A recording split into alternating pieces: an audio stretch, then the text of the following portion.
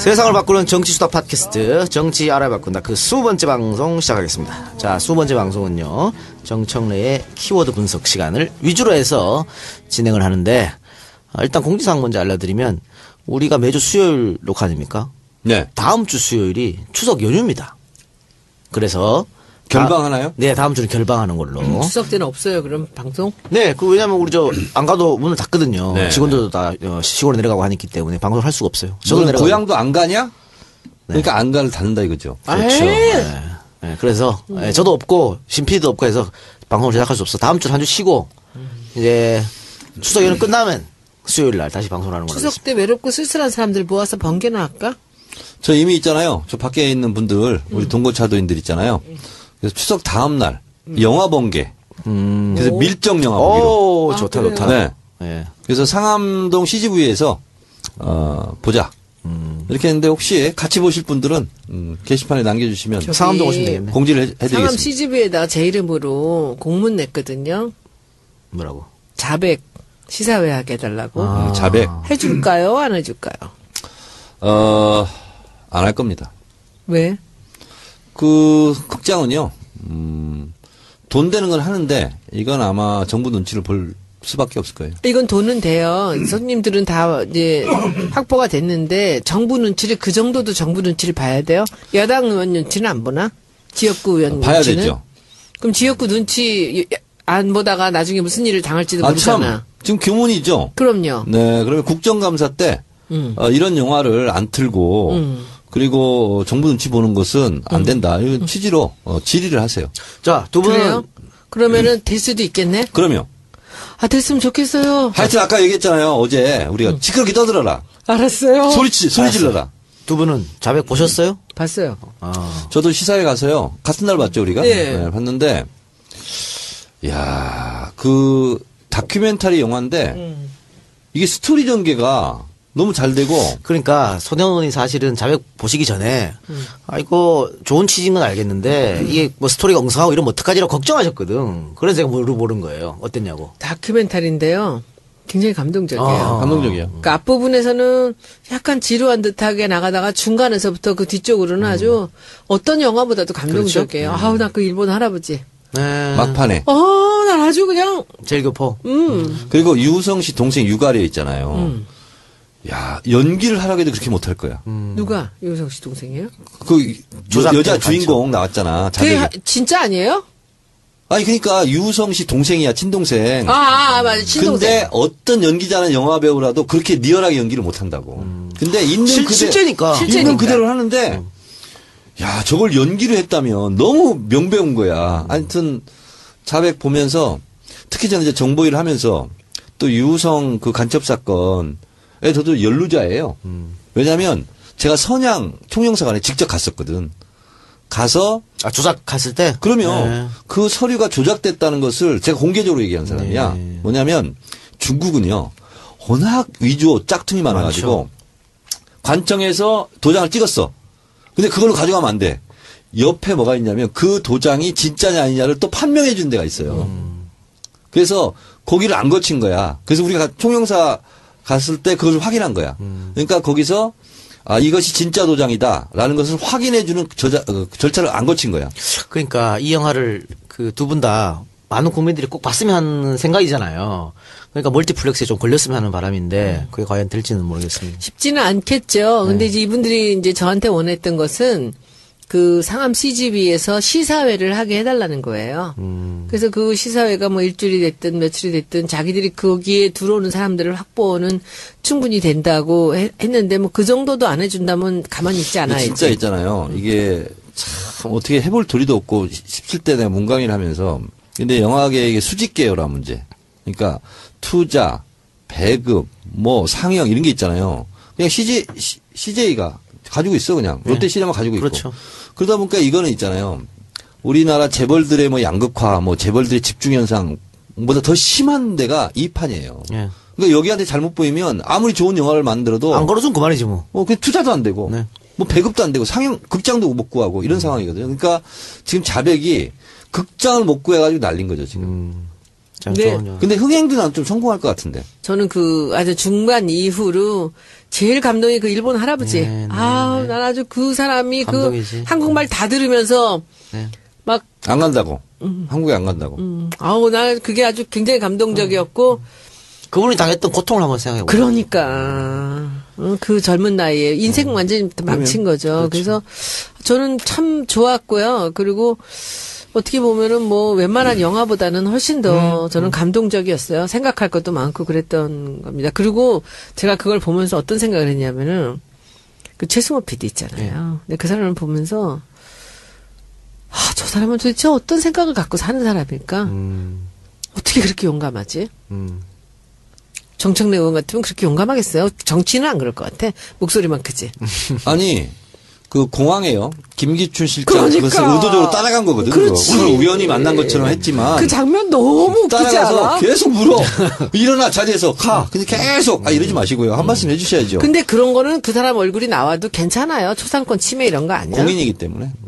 그래요? 국민 알 권리가 있잖아요. 네. 근데 나는 그 최승호 PD라는 사람이 그 양반이 그 이건희 회장 그 사건도 했잖아요. 그거 참 겁날 일인데. 그렇죠. 예. 이제 갈 때까지 가면서 점점 더 용감해지시는 것 같아요.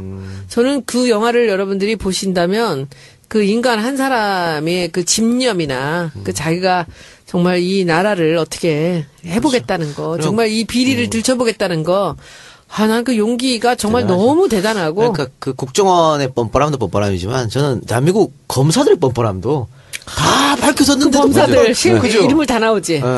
염치 없이 그 이상하게 염치 없이, 아주 그렇지. 표정하고. 재판 과정을 지켜보시기 바랍니다. 네. 재판 과정을 지켜보시기 바랍니다. 재판 과정을 지켜보시기 바랍니다. 근데 그런 장면들이 그 리얼을 그 자체잖아. 난 참 좋았어요. 대한민국의 지금 어떤 무능 이런 걸 다 보여주는 것 같아 그 영화에 참 뻔뻔함 이런 것들. 하여튼 여러분들도 개봉이 되면 꼭 좀 봐보시기 바랍니다. 이 작가님이 저한테 그 최승호 PD 소개하셨잖아요. 예. 근데 저는 그래서 연락을 받고 마치 팬심으로 그분하고 예.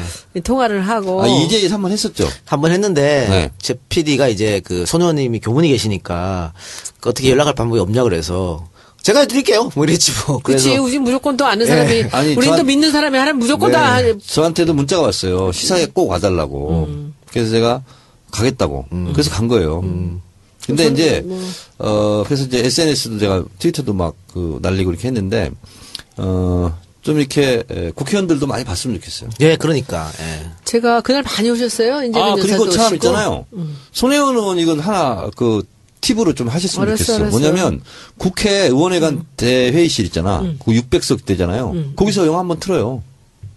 손혜원 의원실 주최 이렇게. 제 마음대로 트나? 그럼요.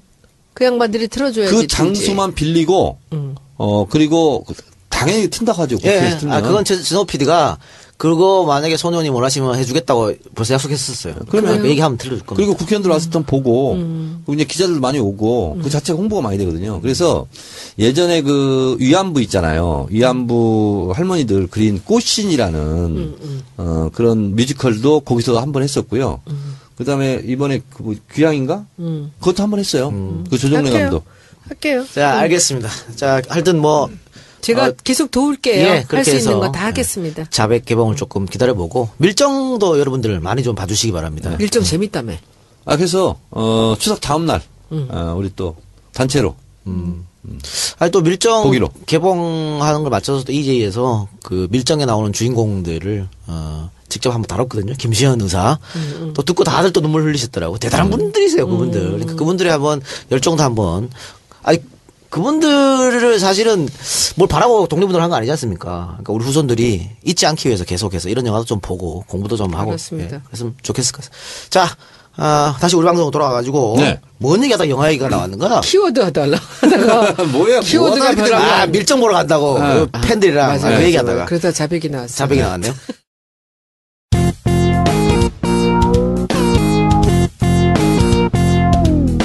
정청래 키워드 분석. 자, 오늘 정청래 키워드 분석 뭡니까? 경선.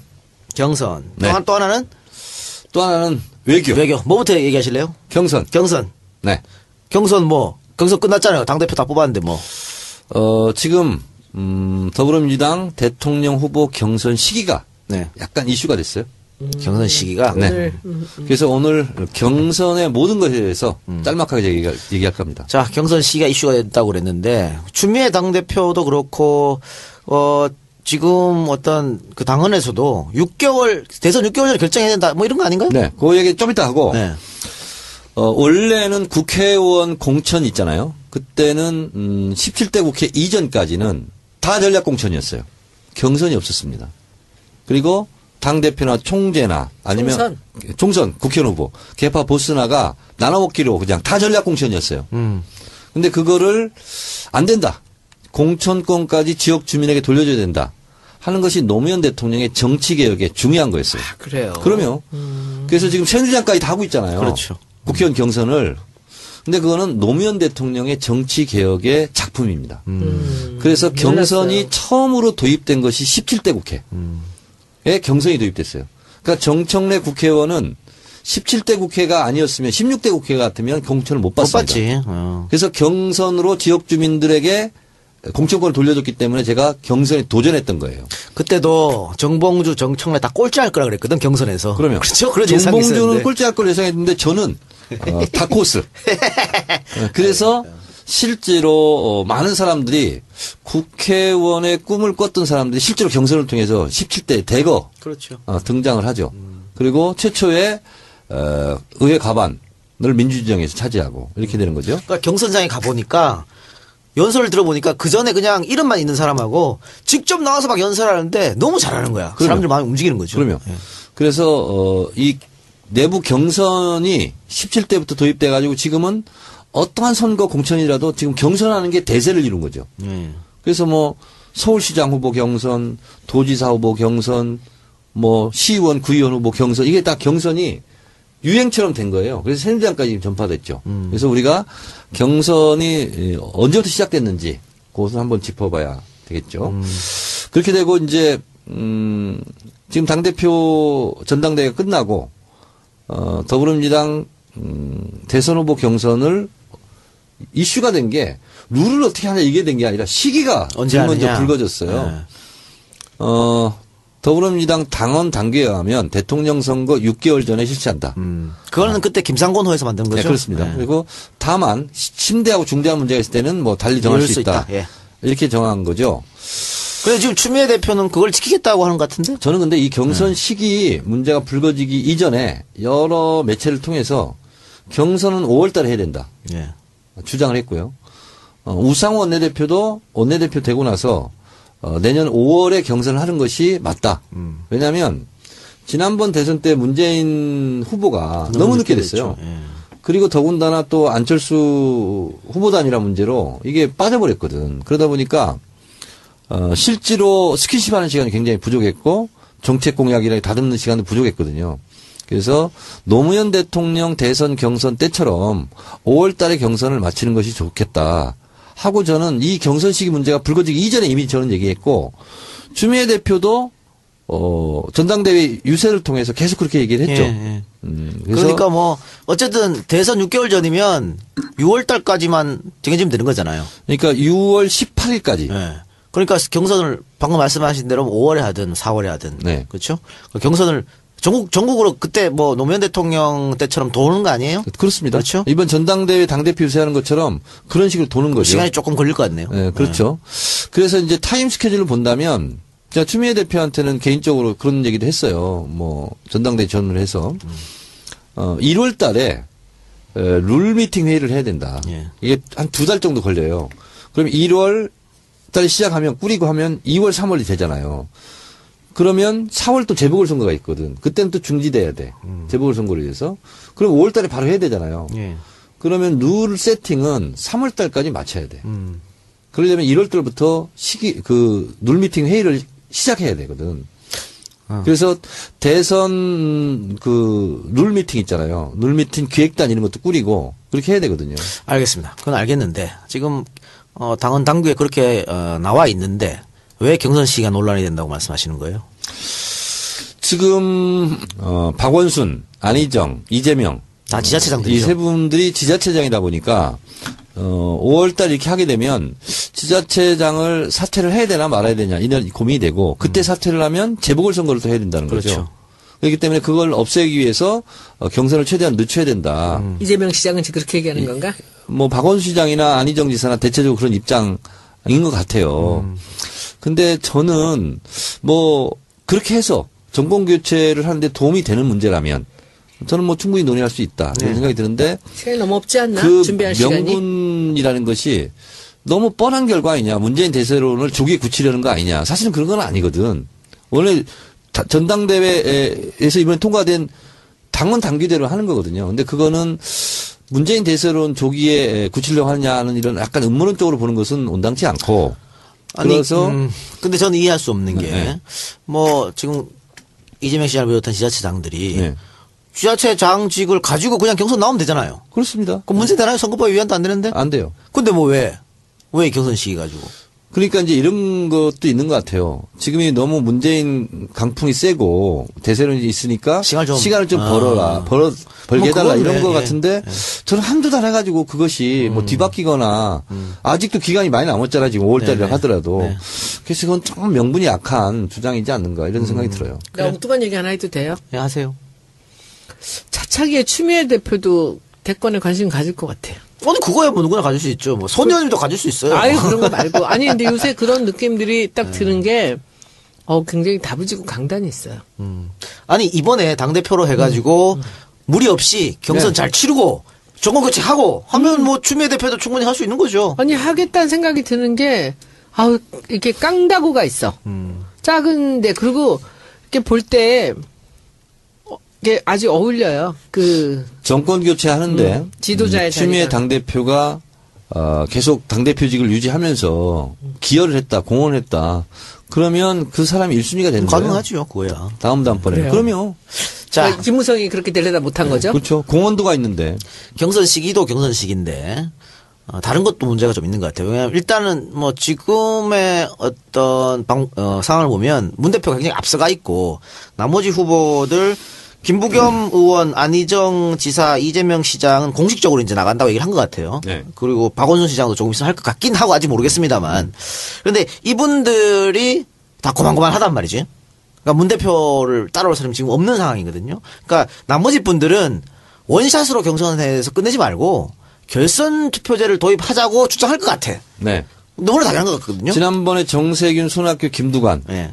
그리고 문재인 이렇게 했을 때도 결선 투표를 했는데 문 대표가 50%를 넘는 바람에 결선 투표가 이루어지지 않았죠. 그러니까 요걸 할 것 같은데 네. 이건 어때요? 문 대표 쪽에서 이거는 받아들여야지만 되는 거고 아니면 뭐 안 될 것 같은 논란이 좀 있을 것 경선 얘기를 같은데. 하면서 경선 룰까지 얘기를 하는데요. 네. 전당대회 당대표를 뽑는 선거에서 대의원 45, 뭐 권리당원 30 쭉 했지 않습니까? 네, 네. 근데 그거는 대선 후보하고 당대표는 좀 다르거든요. 네. 경선 룰은 얼마든지 탄력적으로 바꿀 수 있다. 그거 저는 바꿔야 된다.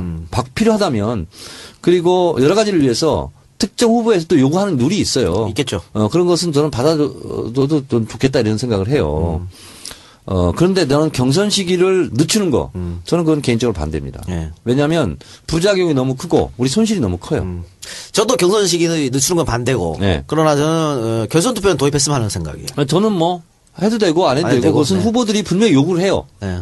이제 보통 메이저 후보가 있고 마이너 후보들은 결선 투표를 한번 엎어보자 이런 건 다 있기 때문에 좀 백발백중 그것은 요구를 합니다. 저는 그건 뭐 받아들여도 무관하다. 그리고 그렇게 해서 한 번 더 꺾고 이기는 사람이 훨씬 더 경쟁력이 있는 거니까. 그 어떤 룰이냐 또 언제 하냐에 따라서 그 홍보위원장의 역할도 달라지지 않을까요? 이제 이런 행정적인 거는 다 안에서 하실 거고 예. 저는 이제 이기는 일을 해야죠. 그러니까, 예. 그러니까 지금 거기에 맞춰서. 예. 이런 이 선거 전략이나 이런 것들은 사실 상당히 창의적이어야 됩니다. 누가 어떻게 했었고 뭐 누가 어떻게 했었고 이런 거는 정말 중요하지 않아요. 그렇죠. 그러니까 과거 얘기는 과거일 뿐이야. 제가 우리 당에 왔을 때 무슨 뭐 누가 무슨 새누리 뭐 어떻게 했고 새누리 뭐 선거에 왕이고 어쩌고저쩌고 관심도 없었어요 저는. 그들이 어떻게 했던 우리는 우리 걸 해야 되는 거거든요. 근데 이번 대선도 그렇습니다. 이번에 어떤 분이 후보가 되든지 간에 그 사람이 표를 얻는 그 방법을 잘 네네. 만들어내야 되는 겁니다. 그리고 어떤 분이든 간에 우리가 지난번에 문 대표가 2012년도에 48%로 떨어졌잖아요. 저는 자나깨나 딱 한 가지 생각밖에 없어요. 5%. 플러스 5%예요. 그러니까 저는 플러스 5%를 할 거예요. 48%는 문 대표님 노력으로 거기까지 오겠죠. 그쵸? 지금 뭐 30%, 32% 해도 뭐 어떻게 되니 48% 온다면 저는 플러스 5%예요. 그러니까 그때 문 대표를 찍지 않았던 분들이 5% 더 찍어서 되게 만드는 거죠. 그건 그 생각만 해요. 그 생각만 하시기 바랍니다. 네. 다른 건 여러분들이 알아서 잘 그런 거 하세요. 보고 뭐라고 하냐면 활용 점정 킬러 콘텐츠. 오케이? 금방 그렇게 생각해냈어요. 네. 원래 그런 게 있어요? 네? 원래 그런 게 있어? 지금 제가 갑자기 야, 생각이 나가지고. 아니 근데 저는 제가 잘하는 일만 해야죠. 네, 그리고 경선 룰은 이제 제가 예상을 했을 때 이제 완전 국민 경선을 할 거냐, 당원 비율을 어디까지 둘 거냐, 이건 이제 항상 룰 미팅 할 때마다 나오는 거거든요. 그건 적절하게 합리적으로 조정하면 돼요. 근데 당원들을 또 완전히 배제하는 것도 좀 문제 있을 것 같은데? 그러니까 그게 다 양론이 있어요. 네. 당원 주권, 네. 논에 의하면 당원들을 포함시켜야 된다. 네. 일정한 비율을. 그래야 당원 생활하는 자부심도 있지. 네. 이런 주장이 하나도 그것도 명분도 있고 논리적이기도 해요. 또 하나는 뭐냐면 당직은 당원에게, 공직은 국민에게. 이게 또 원칙이에요, 우리 당에. 그렇기 때문에 대통령 후보는 아니 당원 베이스가 뭐 중요하냐. 국민 뜻을 국민 맡기자. 여론이 중요하지. 그러면요. 문재인 대표가 당원에서 지지도도 높고 국민 여론 지지도도 높잖아요. 네.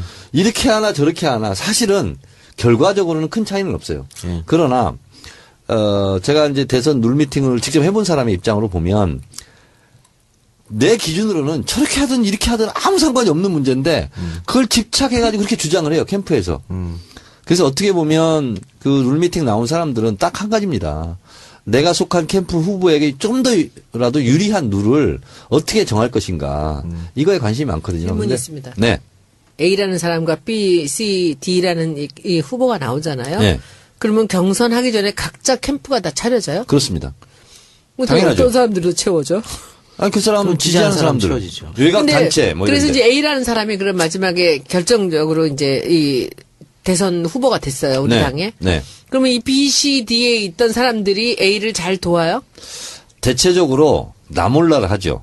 그래서 된 사람이 된 후보 진영에서 잘 해야 되는 거예요. 그렇죠. 감싸 안고 보듬고 끌어안고. 포용하고 예. 그리고 이건 제 책에 사실은 이제 이 비밀스럽게 내가 썼는데 대선 경선이 오늘 끝났어요. 그리고 앞으로 일주일이 중요합니다. 그래서 대선 경선에 진 사람이 있을 거 아니에요. 그 사람들 전원을 공동 선대위원장으로 위촉을 해야 되는 거예요. 아, 제가 지금 여쭤보고 싶은 게 바로 그 얘기예요. 네. 그러니까 B, C, D에 일을 거기서 일을 했던 사람들이 A의 캠프로 들어오는 경우도 있어요? 그러니까 떨어진 후보들이 공동선대위원장을 맡아야 그 캠프에 일했던 사람들이 우리로 따라와가지고 같이 일을 하는 거예요. 그렇게 해야죠. 네. 그게 하지 않으면요. 굉장히 대선이 힘들어요. 지난번에 어땠어요? 지난번에는 미국 가셨나? 그렇게 안 했습니다. 네.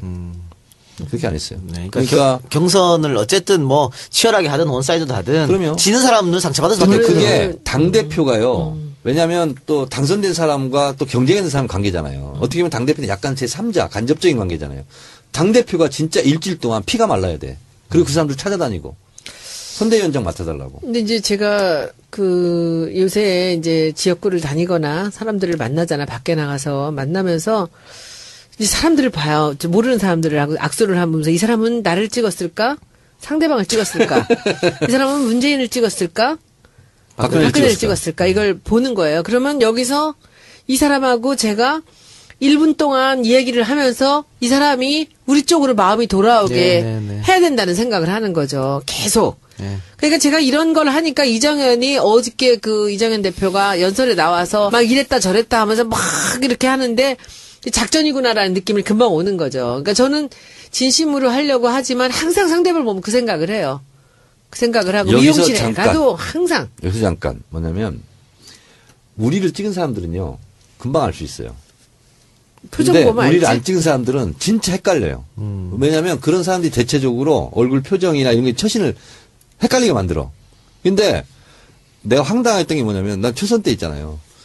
분명히 나를 찍은 사람이야. 내가 열심히 들어갔거든. 나중에 알고 보니까 나를 안 찍은 사람이야.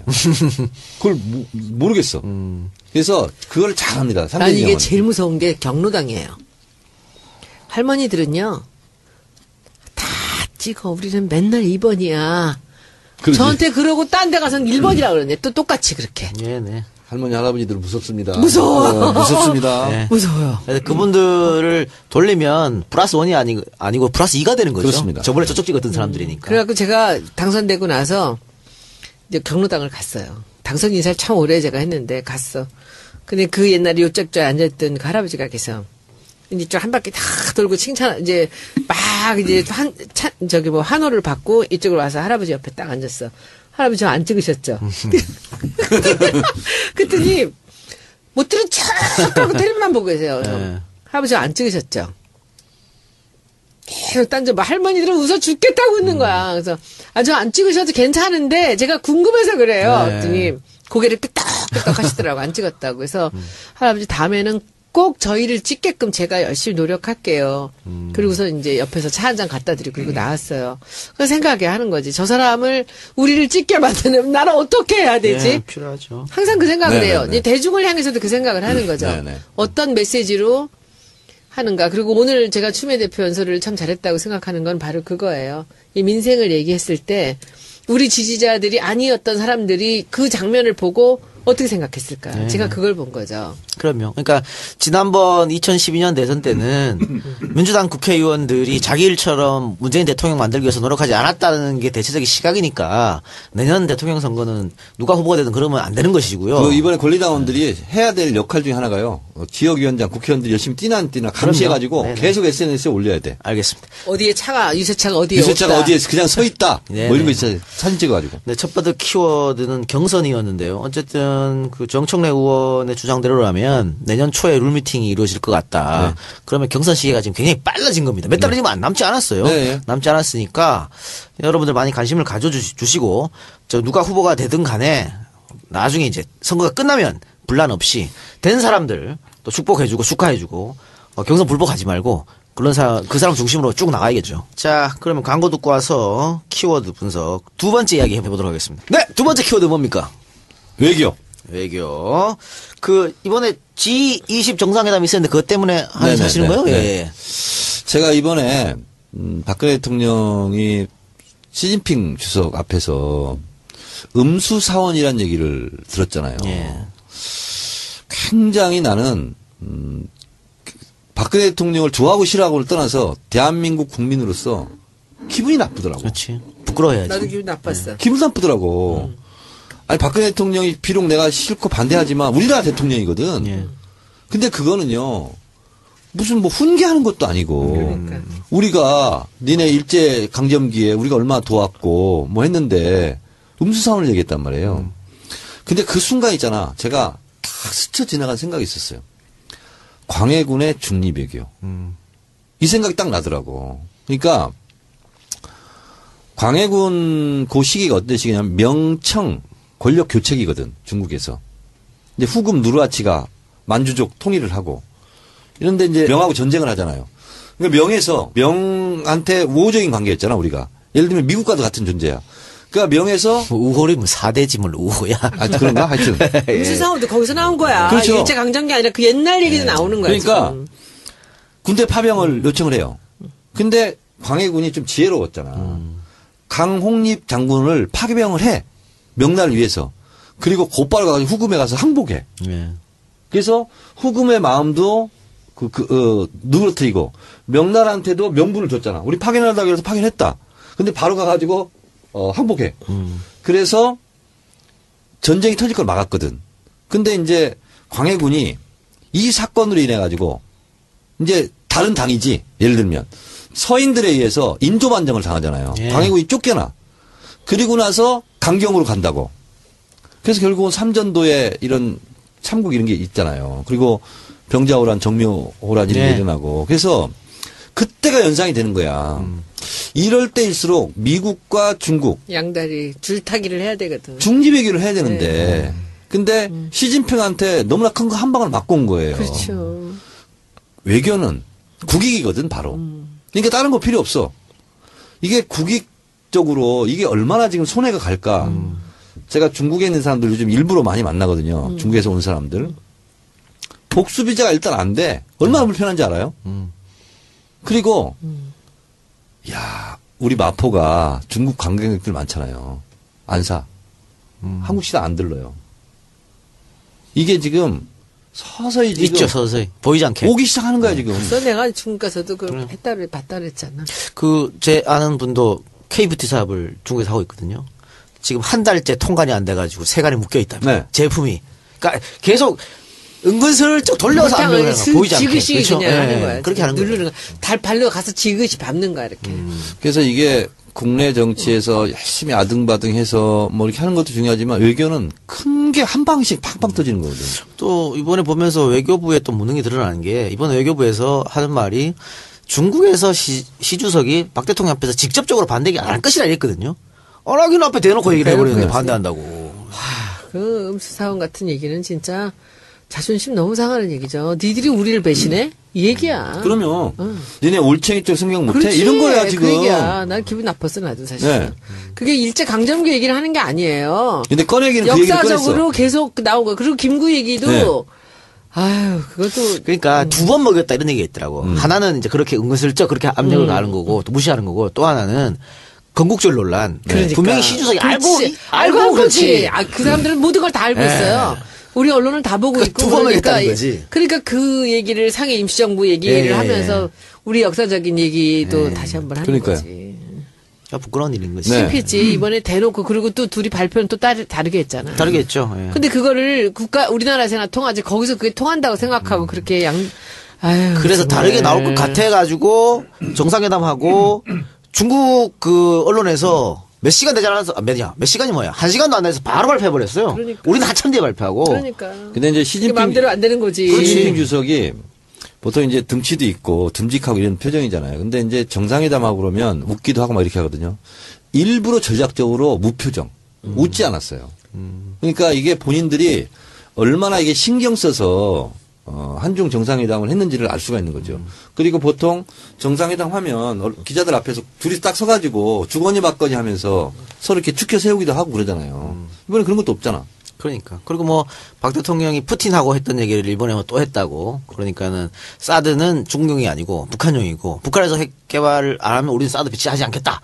그렇게 말을 했다는데 지난번 손 의원이 중국 가서 관계자한테 들었겠지만 중국 사람들은 이거를 북한하고 상관없이 그럼요. 미국이 우리 때 중국 때문에 한 걸로 생각하고 있는데 다 그렇게 얘기해요. 그 얘기를 대통령이 가서 하면은 시 다 주석이 먹어지는 거지. 웃는 고개를 끄덕끄덕 거지. 하겠냐고. 안 하지. 그러니까 아유. 중국에서 이런 입장이죠. 진짜 외교를 무슨 그렇게 하지? 한국에서는 북핵을 어린애도 방지하기 위해서 아니고. 우리가 요청해서 설치했다는데 그게 안 아니다. 믿지 그거를. 우리 중국을 견제하기 위해서 미국이 그냥 설치한 거다. 이렇게 알고 있는 거예요. 그리고 지금 박 대통령은 만약에 설치를 하더라도 북한이 핵을 제거하면 사드를 철수하겠다 이런 얘기를 하고 있지만 그걸 누가 믿냐고. 그 지금 말도 안 되는 소리지. 그걸 그렇지, 누가 누가 철수를 믿어요. 시켜 그거를. 근데 그런데 중국이 대단한 게 대단하다고 할까 무례하다고 해야 되겠죠. 오바마 대통령 트랩도 준비하고 한 방 먹였죠. 야 진짜 있잖아요. 카페치도 안 깔아줬잖아요. 그러니까 사드에 대해서 중국이 얼마나 지금 민감하게 예민해졌죠. 예민하게 지금 받아들이고 있는가를 알 수가 있는 거죠. 그러니까. 근데 뭐 미국 대통령도 그 정도 하는데 우리는 뭐 참. 그렇습니다. 네. 외교의 가장 핵심인 국익. 네. 정말 우리 정부에서 국익을 위해서 움직이는지 한 번 더 좀 생각을. 제가 여러 번 얘기했습니다. 다시 한번 얘기하겠습니다. 김대중 대통령께서 네. 외교는 국익이다. 국익을 위해서라면 악마하고도 손잡아야 된다. 그렇게 얘기했어요. 그런데 또 이번에 또 G20 박 대통령 회의 끝나고 들어오면 또 우리 언론을 또 막 빨아줄 거 아니야. 또 용비어 첨가 막 할 거 아니에요. 근데 저도 손혜원 의원을 따라서 엉뚱한 얘기 하나 할게요. 나 어느 SNS 쭉 보다가 박 대통령이 외국 나갈 때 입었던 옷들 있잖아요. 막 다 모자이크 해가지고 쫙 했는데 그 사진하고 메르켈 총리가 10여 년 동안 옷 입는 게 똑같이 하나였대. 옷의 가지수에 따라서 존경지수가 비례하는 게 아니다. 그럼. 근데 옷 가지고 뭐라 그러지는 맙시다. 아니 근데 그 어떤 네티즌이 올렸어요. 그걸. 근데 메르켈 총리는 이상하게 쇼를 거치는 거 있잖아요. 이걸 하나 하더라고. 알겠습니다. 자, 그러면 없죠, 이제. 다 끝났어요. 키워드 분석. 네. 네, 광고 듣고 오겠습니다. 네, 이번 주 주제는 장관 해임 건의안입니다. 그 대통령이 야당이 안 된다고 했음에도 부적격이라고 판단했음에도 불구하고 외국에서 전자결제로 그냥 이제 통과시켜 버렸습니다. 장관을 임명을 했는데 지금 문제가 되는 게 이 김재수 장관이 통과되고 나니까 그 경북대학교 자기가 나온 동문 커뮤니티에다가 긴장을 좀 풀었지. 억울하다고 그러고 내가 흑수저에서 무시당했다 그러고 이렇게 막 성토를 했거든요 국회의원들을. 그래서 지금 야3당 그 원내대표끼리 모여가지고 이거 그냥 둬서는 안 된다. 그래서 해임 건의안을 낸 것 같습니다. 냈죠. 맞죠? 네. 예. 이거 그러면 절차는 어떻게 되는 겁니까? 이제 국회에서 표결하는 거죠. 해임 건의안. 진짜요? 그러면 해임을 할 수도 있겠네 그럼? 아니 근데 이거 해임 건의안이에요. 법적인 구속력은 없어요. 그래서 이제 해임 건의안을 내는데 이제 당연히 이제 통과가 되겠죠. 근데 이제 통과가 되는 건 뭐야? 그러면 해임되는 거예요? 아니 그러면 이제 청와대에 건의하는 거예요. 국회에서. 그러니까 그게 굉장히 무겁죠. 그런데 해임 건의안을 내서 실제로 해임을 한 것은 두 건이 있습니다. 김대중 대통령 때 임동원 장관, 그다음에 통일부 장관이었죠. 네, 노무현 대통령 때 김두관 행자부 장관 두 명은 실제로 해임을 했습니다. 해임 건의안 내서. 네, 그걸 받아들인 거죠. 국회 의견을. 그러니까 야당의 의견을 당시 여당이 다 받아준 여당 대통령이 다 받아준 그렇습니다. 거죠. 네. 예. 자 그러면 근데 김두관 장관 해임 건의안은 이제 그거였어요. 한총련 학생들이 미군 기지에 안에 들어가서 시위를 했다. 근데 그걸 못 막았다. 사실은 해임 사유가 안 됩니다. 근데 이제 그때 노무현 대통령이 받아들였죠. 네. 아니, 본인이 자진 사퇴했어 참. 네네.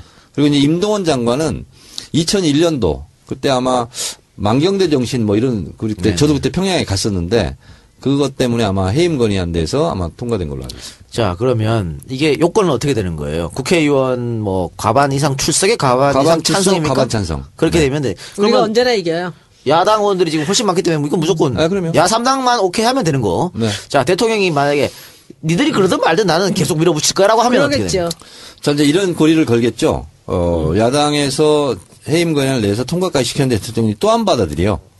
그러면 우리는 정부의 이러저런 거 가지고 협조할 수 없다.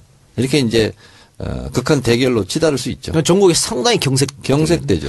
어떻게 생각하세요? 박 대통령의 성정상 만약에 해임 건의안이 통과돼서 올라오면 네. 사인을 할까요? 안 할까요? 안 하죠. 안 하죠. 아니 너무 그 생각도 안 하고 그냥 안 하죠. 라고 그럴 수 있는 거예요? 안 하지. 그분은 하실 분이 아니에요. 그래요? 아이고, 할 사람 같으면 이렇게. 근데 만약에 욕먹겠어요. 한다. 그러면 정치 알바를 듣고 예상을 빗나가게 해줘야지 하고서 할 수도 있어. 정치 알바가 세상을 움직이는군요. 그렇죠. 네. 알겠습니다. 자 그리고 또 하나의 할 이야기가 지금 사법부 수장이 오늘입니다. 대국민 사과를 발표했습니다. 네. 10년 만에 이게 아마 각종 판사들의 추문 뭐 이런 것 때문에 그동안 그나마 사법부가 자존심을 지켰는데 그 행정부의 견제를 받지 않고 그런데 이런 것들 때문에 사과한 것 같은데 보셨습니까? 네. 봤고요.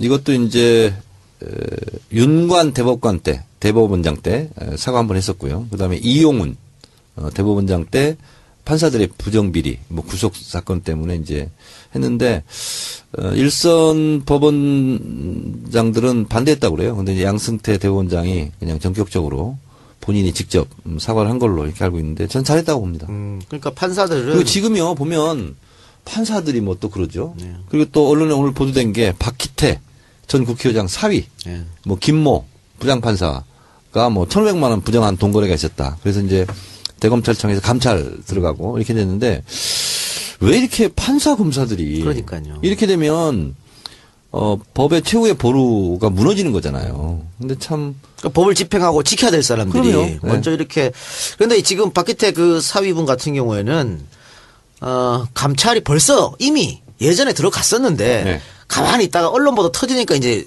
막 심하게 오늘 한겨레에서 굉장히 대서특필했죠. 그러니까 그게 또 1,500만 원 받은 것도 문제지만 그 돈 받은 거 말고라도 그 준 사람의 주장에 의하면 여러 번 술을 사줬다는 거죠.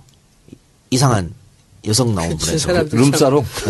준 사람도 참 그 더티한 사람이네. 그러니까 뭔가를 바라고 했는데 잘 안 됐나 봐요. 그러다 그래서 보니까. 이 검판사들은 실제 그러니까 이것도 스폰서 검사잖아요. 그러면 그렇죠. 검판사들은 이제 제 친구들 후배들도 있고 그런데 안 갑니다. 아예. 그리고 혼자 놀아요. 왜냐하면 자꾸 뭐 끼면. 다니는 사람들도 있지. 아니 내 주변 검판사들은 다 그래. 아우 김영란법 때문에 난립니다 지금. 사실은 우리가 지금 그 얘기를 좀 해야 되는데 며칠 전에 그 김기식 의원이 와서 그 김영란법에 대해서 이제 그 의원총회에서 이제 강의를 했어요. 근데 난 이제 김기식 의원을 보면 괜히 이런저런 생각이 나고. 총선 때 나는 그냥 제가 아주 그 사람을 보는데 그냥 그 강의가 불편해. 불편해. 귀에 잘 안 들어오고, 아우, 나 저 인간 저거 내가 진짜 그 사람 잘 몰라요, 저는. 얼굴 그때 확실히 이번에 알았네. 근데 이게 보니까요, 김영란법이 제일 무서운 게 뭐냐면은 고발을 하게 돼 있잖아. 네, 그렇죠. 포상을 해준다고. 란파라치라고 이미 그래서 떴어요. 지금 그 학원도 생겼어. 그러니까 이게 포상을 하니까 이거는 굉장히 많은 그 이런 그 작전 세력들도 들어오겠다는 생각도 드는 거예요. 그랬더니 그럴 수도 있겠네요. 예, 국회의원들이 하나같이 하는 말이 한 6개월은 아무것도 안 하고 지켜보고 있다가 누가 잡혀 들어가는지 좀 보고 나서 그 다음에 행동해야 되겠다고 그러는데 어떻게 보면 한편은 걱정이고 어떻게 보면 너무 당연한 건데 우리가 그렇죠. 너무 많은 걸 당연한 주고받은 거죠. 것 같아. 네. 정치인들, 기자들, 그런 그래요. 이상한 소명 같은 사람이 나온 거예요. 제가 퀴즈 하나 내겠습니다. 오늘 김영란법에 대해서 여러 가지 Q&A가 나왔어요. 자, 퀴즈를 하나 내겠습니다. 밥을 먹으러 갔어요. 3만 원 이하야 되잖아. 근데 10명이 갔는데 40만 원이 나왔어. 그럼 어떻게 처리해야 될까요? 10명이면 10명이 갔으면 30만 원까지만 나와야 돼. 근데 40만 원이 나왔어. 그럼 어떻게 해야 돼, 이거? 네. 제가 답변 드리겠습니다. 그럴 때는 n분의 1로 나눠야 된답니다. 그러면 3만 원이 초과돼도 처벌 대상이 아니래요. 아 진짜로? 네. 그렇게 된답니다. 이상한 일이네요, 그거는. 네. 말이 안 되네. 왜 처벌 대상이지 왜 아니야? n분의 1로 내야 돼. n분의 1로. 아니, 제가 기자들하고 같이 갔어. 내가 돈을 냈어. 근데 40만 원이 나왔어. n분의 1로 해도 내가 4만 원씩 해서 했는데 그거 그러니까 걸리는 거지. 원천적으로 사면 안 되는 거고 그럴 때는 같이 n분의 1로 계산해라. 이게 나왔고요. 하나 고쳐진 건 있더라고. 잠깐만, 그러면. 이상한데? 룸살에 가서 200만 원 나왔어. n분의 1로 100만 원씩 내, 둘이 가면. 괜찮다, 그러면 그런데 그거는? 그래 가지 마세요. 아니, 그리고 그냥, 하나 고쳐진 게 있더라고. 뭐냐면 조국 교수가 문제 제기했던 거예요. 우리나라 대학 교수가 장관이 외국 무슨 재단 이런 데 초청받아서 가면 50만 원 받아야 돼. 그건 너무 불합리하다. 근데 그건 고쳐졌더라고. 뭐냐면 시행령으로 그 외국의 기준에 따른다 이렇게 돼 있어요. 근데 그건 고칠만 하네요. 네. 네. 그러니까 손혜원 의원이 미국에 어디 유명한데 초청 강연을 받았어. 강연을 했어. 1,000만 원 받아봐도 안 걸려. 문제가 안 되고. 한국에서는 한국에서는 안 되죠. 50만 원. 50만 원? 네. 말도 안 된다. 그 강의에서 그럼 돈이 안 되잖아. 안 돼. 그러니까 그냥 정치인들. 국회의원을 하면 안 돼. 그래서. 그래서 그게 다른 저만- 사람들은 받아도 돼요? 예? 다른 사람들은 받아도 그러면 돼? 공직자가 아니면 돼요. 그러니까 저는 100만 원을 받든 200만 원을 받든 아무 상관이 없어. 알았어. 많이 받으세요. 그러니까 지금 김영란법이 다 뭐 포함되는 게 아니고 정치인, 기자, 공직자 몇 그 직업군만 되는 거잖아요. 학교 선생님. 근데 그렇죠. 진짜 이게 많은 그 물품이나 많은 접대가 오고 갈 때는 뭔가 다 이면이 있는 거예요. 목적이 다 있는 거고. 그러니까 이게 조금 힘들겠지만 저는 이렇게 해서 다시 제로 베이스로 가서 우리가 다시 시작했으면 좋겠어 나는. 또 하나 퀴즈. 아이 뭐 이상한 거 자꾸 물어보지 마요. 아, 오늘 봐봤어 내가. 예를 들어 이제 3만 원, 예를 들면 선물 5만 원짜리라고 해요. 근데 7만 원짜리야. 근데 할인을 해가지고 5만 원에 샀어. 그걸 줬어. 그건 안 걸리잖아요. 안 걸릴 것 같아. 근데 증명을 해야 돼. 그렇지. 7만 원짜리를 할인을 받았다는 것을 증명을 해야 된대. 영수증 그래야 첨부해야 되나 다? 그 벗어날 수 있대. 근데 이게 너무 어렵더라고요. 그러니까 그 일반 국민들한테 해당 안 되잖아요. 네, 안 돼요. 뭐 예를 들면 신 PD가 나한테 이번 추석 때 뭐 먹으라고 예를 들어 소고기를 사줬어. 비싼 거. 그 둘이 100만 원짜리 해도 다 상관없잖아, 그런 거는. 둘이 공무원이 아니잖아. 그러니까요. 예. 공무원만 그런가? 선생님도 그렇고 기자도 그러면 그렇죠. 공무원, 교사, 언론인 주로 이제 이권이 많이 오가는 데죠. 그렇죠. 예. 그러니까 예전에 그런 걸로 문제가 많았기 때문에 교사들도 촌지받고 기자들도 촌지받고 이게 당연하다고 생각했잖아요. 이제 그러니까 교사- 이번 추석 때 나는 괜찮아요. 저한테 선물하세요. 싫어요.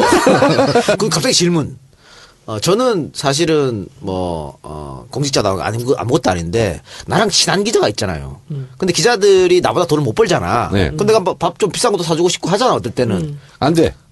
안 되는군요. 안 돼. 왜 안 돼? 나랑 공직자가 아무리 막 아닌데. 친구여도 안 돼. 그러니까 갑을 관계에서 하나라도 하여튼 공무원이거나 선생이거나 아니면 언론이 끼면 안 돼. 그건. 그러니까 나는 내가 뭐 기사 잘 써달라고 그래서 하면 안 돼. 그 기자는 못 먹는 거구나. 네, 그러니까 뭐냐면 그걸 입증을 해야 돼. 나중에 적발이 됐을 때. 그걸 어떻게 입증하냐고. 내 친구인데. 그러니까 국회의원도 마찬가지야. 친구라는 걸 입증해. 국회의원은 민원을 받는 경우가 이게 한정되더라고. 이게 사익이냐 공익이냐. 예, 공익. 그래서 공익적으로 판정을 받아야 되는 거야. 근데 그걸 증명하기가 어려워요. 아니야. 그 사안에 따라서 뭐 학교 교실 때문에 뭐 이렇게 했다라고 이게 공적인 거는 내용으로 공적인 거로 다 판명이 돼요. 아니 그러니까 개인이 하는 건 안 되는 거지. 결과적으로 그런데 중간에 그걸 입증해야 되잖아요. 이게 골치 아픈 거예요. 그러니까 선거법이라는 게 무고죄가 없잖아요. 손혜원 의원이 아무런 죄가 없어. 어떤 사람이 신고했어. 선거법 위반이라고 하면 조사를 받아야 된다니까 가서 무조건. 그럼 반대로 내가 손혜원한테 뭘 사주면 안 되겠지만 손혜원이 나한테 사주면 안 돼. 괜찮잖아. 그것도 안 돼? 안 돼, 안 돼. 나는 값도 안 돼. 그것도 안 돼요? 안 돼. 특히 지역구권자는 안 돼. 지역 아니에요? 그 지역 아니야. 선생님이 많이 들어도 안 돼. 그래 알겠습니다. 좋아. 어쨌든 네, 좋아요. 피차가 안 주고 안 받으면 될 거 아니야. 다 원래 주고 안 받는 사이잖아. 근데 손혜원 다 M분의 1로 의원이 뿜빠해서 먹어. 나한테 밥 사는 건 괜찮아. 29,000원? 아, 안 어쨌든. 되지, 지역구 주민한테 어떻게 돼? 안 돼. 아, 그런가? 예, 안 지역구 돼요. 주민이 안 되겠네. 29,000원은 돼. 29,900원으로. 야, 그런데 진짜 잘못 하면 걸릴 수도 있겠다. 네. 아, 이거는 신고라. 그러니까. 이건 잘못하면 걸려. 이게 함정에 빠질 수 있어요. 정치하는 사람들한테는 굉장히 위험하고 포괄적이잖아요. 네. 그리고 귀에 걸면 귀걸이, 코에 걸면 코걸이인데 김영란법은 이게 진짜 위험한 법이야. 특히 이 국회의원들. 그러니까. 그러니까 아니까 진짜 아까 손영은 말처럼 안 주고 안 받으면 돼. 네. 근데 이거 만약에 김영란법으로 걸렸다. 3만 원인데 5만 원 하다 걸렸다. 그럼 결국은 이거 법원에서 100만 원 이상 나와야 국회의원직도 아웃되는 거잖아요. 상관없잖아요. 그렇죠. 근데 제가 있잖아요. 야, 이 김영란법을 보면서 저는 국회의원 2004년도 했잖아요. 진짜 맹세코 얘기하는데 선물을 누구한테 해본 적이 없어요.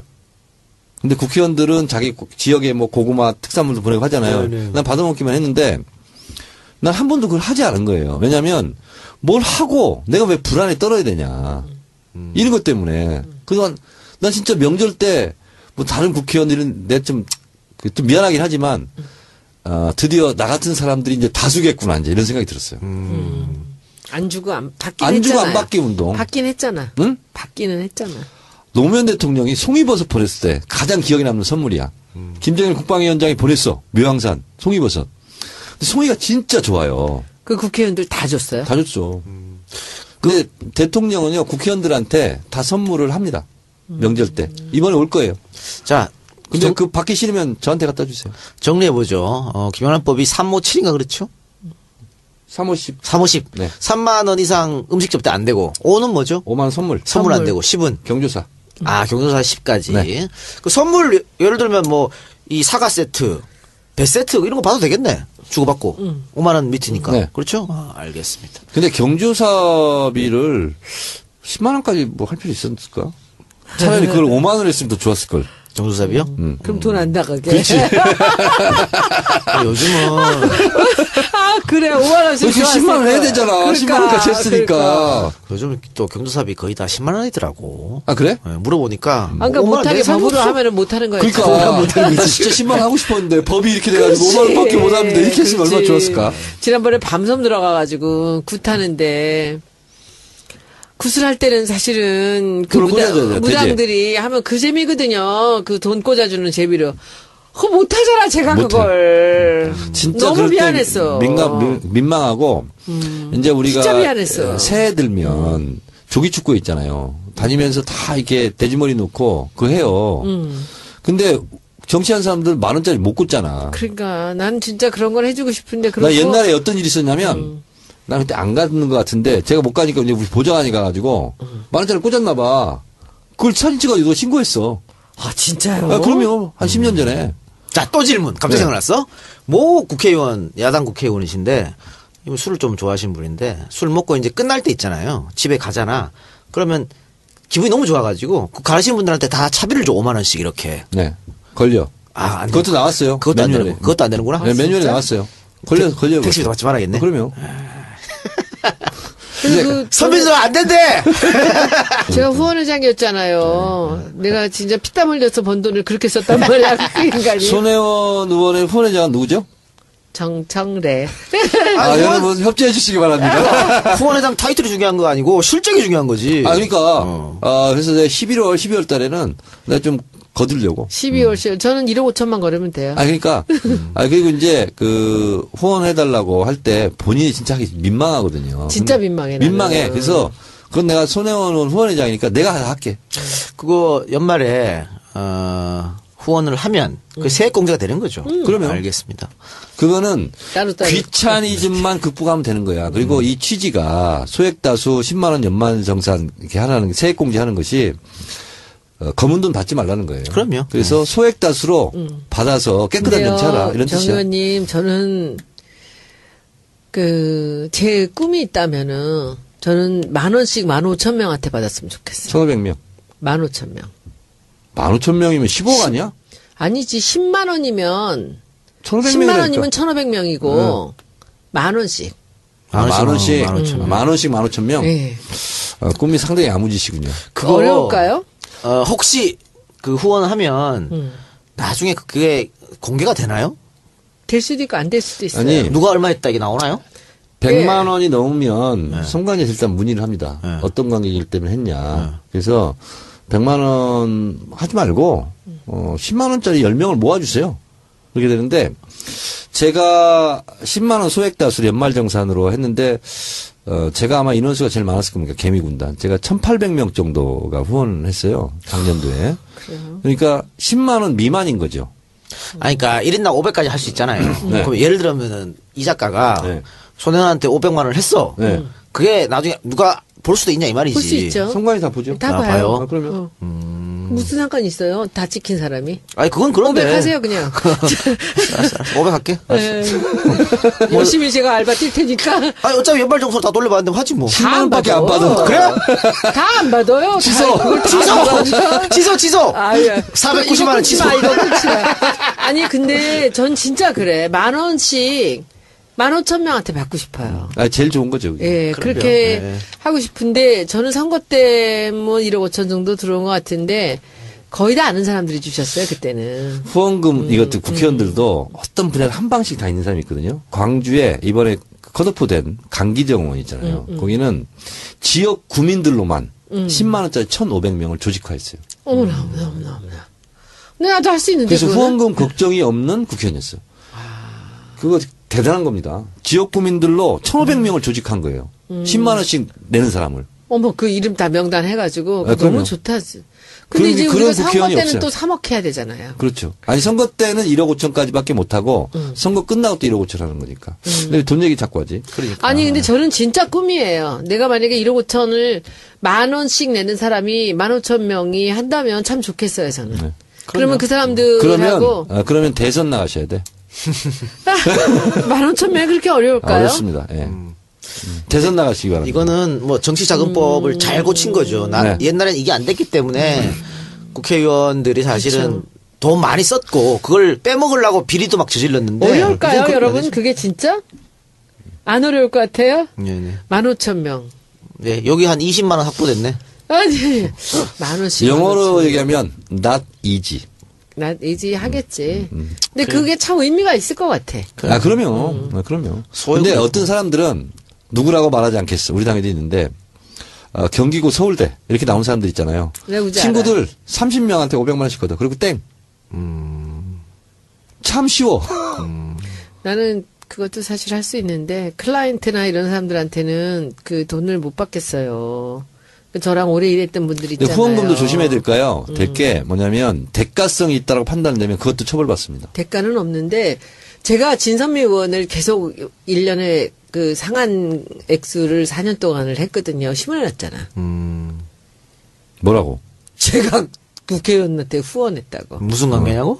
아니 이게 그러니까 이 500만 원에 대해서 나오는 거 이게 찝는 것 같아요. 근데 이 뭐 법적으로 걸리는 거 아니지. 근데 제가 그 무슨 품앗이를 했다라는 걸로 신문에 난 거예요. 근데 품앗이 내가 안 받고 나는 주기만 했는데 무슨 품앗이야. 국회의원들끼리 막 부맛이 안다. 그래서 뭐 제가 이런 그걸 식으로. 보면서 아 이게 다 저렇게 노출이 되는구나 해서 사실은 그럼요. 기업하는 사람들이나 약간 그 야당 국회의원 후원하는 거를 부담스러워하는 사람들은 그래서 못하더라고요. 이제 선관위하고요 검찰이 항상 후원 가지고 눈에 불을 켜는 항목이 있습니다. 소관 상임위, 유관 단체 사람들이 했느냐 안 했느냐 그건 대체적으로 정치적 대가성이 있다라고 판단돼서 처벌 대상입니다. 그래서 굉장히 조심해야 돼요. 그 부분. 네. 후원금도 합법적인 게 아니야. 자, 돈 얘기 그만하고 정리합시다. 후원금은 자. 중요한 건데. 많이 했잖아. 15,000원씩 10,000명. 만 원씩 15,000명. 15,000명. 네. 자, 이제 마칠 시간인데요. 돈 얘기하다 맞죠? 네. 19회 때 우리가 이제 공지사항을 알려드렸지 않습니까? 네. 다음 주는 이제 방송을 한 주 쉰다고. 추석이니까 추석 덕담을 우리 청취자 여러분들한테 두 분께서 좀 한마디씩 해주고 마치도록 하겠습니다. 먼저 해줘. 이거 어려운 거잖아. 생각할 시간을 좀 주세요. 저는 뭐 늘 생각하는 거 말씀드릴게요. 명절이면 저는 좀 더 고통받는 사람들을 생각하게 됩니다. 이번에도 특히 여러분들 아까 그 추미애 대표님 얘기했잖아요. 이 심장이 기억하는 그 고통들 잘 잊혀지지 않는다는 것. 그래서 저는 세월호 가족들을 생각해 주시면서 여러분들이 할 수 있는 게 뭐가 있다면 도울 수 있는 거 그런 일로 좀 그 마음을 좀 써주셨으면 네. 좋겠다 생각해요. 그래서 저는 추석 연휴에 광화문에 나가려고 그래요. 나가서 그분들 계시면 옆에서 같이 그냥 이제 단식은 끝냈잖아요. 그죠? 같이 정말 모레도 그 떡이라도 나눠 먹고 그러고 싶은 생각이 있어요. 그래서 저는 여러분한테 진짜 부탁드릴 게 명절이면 정말 조금 더 힘든 사람들을 생각해야 되거든요. 그렇게 좀 함께 우리 같이 그렇게 생각하시기를 부탁드립니다. 네. 정천 의원님. 제가 살면서 추석 때 집에 고향에 안 있어 본 적이 딱 한 번 있었습니다. 그게 이제 세월호 단식 때. 그게 이제 추석 그 기간이었거든요. 그래서 추석날 아침에 우리 어머니 아버지 이제 생각하고 막 그렇게 했는데 저는 개인적으로는 이제 국회의원이 아닌 상태로 고향 방문을 하는 겁니다 또. 이번에 갔어요? 이번에 가야죠. 이제 가는데 이제 우리 뭐 친척들 뭐 여러 사람들 만날 텐데 어떻게 위로를 받는 게 잘 받을까 이런 생각이 좀 미리 들어요. 내가 위로를 많이 사람들한테 해주는데 나를 위로한 사람들한테 위로를 잘 받는 것도 예의잖아요. 그게. 근데 제가 그걸 미숙해요. 제가 누구든지 저한테 와서 위로를 하면 그 위로를 달갑게 받고 했는데 쭈삣쭈삣하고 어떻게 민망해가지고 근데 그게 좀 걱정돼요. 그래서 가면 이제 작은 아버지도 계시고 뭐 고모도 계시고 이렇게 하는데 야, 청래야, 너 어떡하냐. 이렇게 하면은, 어떻게 내가 이 태도를 취해야 될지. 글쎄 말이에요. 그냥 글쎄 말이에요. 글쎄 말이에요. 같이 그래서 그냥. 좋은 거 하나 발명했어. 뭐. 발견했어. 뭐냐면, 세상 살다 보면 별일이 다 있죠, 뭐. 그쵸, 좋아, 그것도. 이렇게 하는 게 그것도 괜찮겠어? 두 번째 떨어지니까 그래도 견딜만 해요. 이런 거 나와요. 두 번째 떨어. 그쵸. 그래서, 갈 텐데, 손혜원 의원님 말씀하신 거하고 동감입니다. 이 명절 때 집에 못 가는 사람 많거든요. 그럼요. 근데 네. 차비 없어서 못 가는 사람도 많습니다. 그렇죠.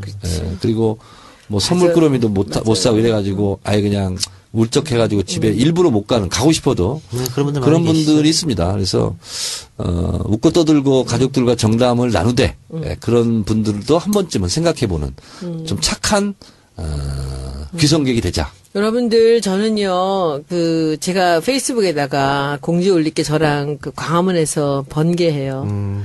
그래서 세월호 가족들하고. 우리 영화 같이. 번개 하게 됐는데? 아니, 두 개 다 같이 해. 같이 해? 그런데 재밌는 얘기 하나 해드릴 거 있어. 예. 이거 재밌는 거. 우리 그 중국 갔던, 우리 방중파 초선 6인 있잖아요. 예. 독수리. 독수리 유경제. 육남매. 여기에 그 카라스키아라는 그 멤버가 둘이 있어요. 여러분들 카라스키아 아세요? 네. 홍수환 상대편? 사전오기. 사전오기. 우리 당에 카라스키아 멤버가 있어요. 그 신동근 의원이랑 김영호 의원이 카라스키아 멤버에 4번 떨어졌다가 5번에 됐대요. 그래요? 김용원도 그렇게 많이 떨어졌어? 둘 다. 많이 떨어졌어요. 그리고 그것도요, 김부겸 의원도 4번 떨어졌는데, 이게 한 번 걸러서 떨어진 거 안 쳐준대요. 안 쳐줘. 내리 떨어져야 돼요. 내리 이렇게. 연속 4번. 연속 4번. 그래서 이 사람들 모임 이름이 카라스키아예요. 근데 카라스키아가 한국에 왔다?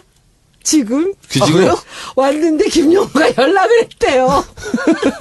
연락을 했는데 너무 놀라워. 카라스키아가 그때 홍수환한테 지고 네. 그 사전 자기가 4번을 다운을 시키고 5번째 떨어져 넘어갔죠. 나갔잖아요. 네. 10KO를 연속으로 이기고 있었대, 그 사람이. 네. 완전 엄청 센 사람이. 근데 그랬는데 너무 충격을 받아서 컨트롤 그만뒀대요. 그 사람이 지금 국회의원이 됐대요. 아, 그래요? 파나마에서? 그래서 파나마에서 국회의원 돼서 한국에 온 거예요. 근데 김용호가 연락을 해서 만난대요. 내일인가 모레 만나는데 이 카라스키아 멤버들이 나가기로 했대요. 근데 홍수환도 나온대요. 그래서 이 벼랑간 우리 당의 이 카라스키아 단원들이 이 정말 축제 같은 이런 기쁜 그 자리를 갖게 됐다는 거예요. 그래서 자기네가 그 카라스키아라고 이름을 지은 덕분에 이 의원 외교를 하러 지금 나간다네. 네. 재밌네요. 네, 재밌죠. 네. 그래요. 알겠습니다. 자, 국회의원이 됐대. 그럼 자기는 홍수환 때문에 자기는 국회의원이 됐다고 그렇게 얘기를 하더래요. 네. 자, 손혜원 의원님은 추석 때 연휴 때 페이스북에 쓰신다고 했으니까 관심 있는 분들은 손 의원님 페이스북 보고 네, 시간을 저랑 맞추면 같이 될 것 나가요. 같고요. 네. 정청래 의원님은 시간 약속을 지금 확실히 정했습니까? 추석 다음 날 밀정 그 다음날 몇 시에 같이 가야 될 거 오후에 아니에요? 한 2-3시쯤. 아, 그러면 트위터로. 예매를 해야지. 정 의원 트위터로 없을 수도 있잖아, 그거는. 추석 때 그 쪽으로 그렇죠. 괜찮을 것 그런가? 같은데? 아니야, 추석 때 많이들 시골 가시기 때문에 그 마포 시집에 추석 한가할 다음 수도 날 있어요. 예. 그래서 트위터로 트위터로 공지하세요, 그러면. 예. 공지하겠습니다. 예.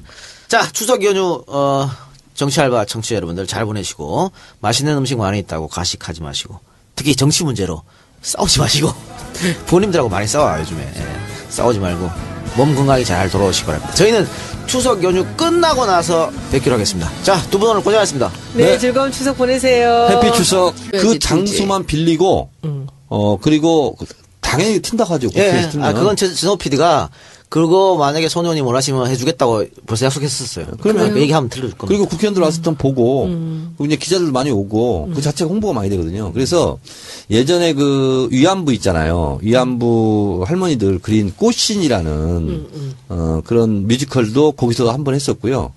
그다음에 이번에 그 뭐 귀향인가? 그것도 한 번 했어요. 그 조정래 할게요. 감독. 할게요. 자, 알겠습니다. 자, 하여튼 뭐, 제가 계속 도울게요. 예, 할 그렇게 수 있는 해서, 거 다 하겠습니다. 자백 개봉을 조금 기다려보고, 밀정도 여러분들 많이 좀 봐주시기 바랍니다. 일정 재밌다며.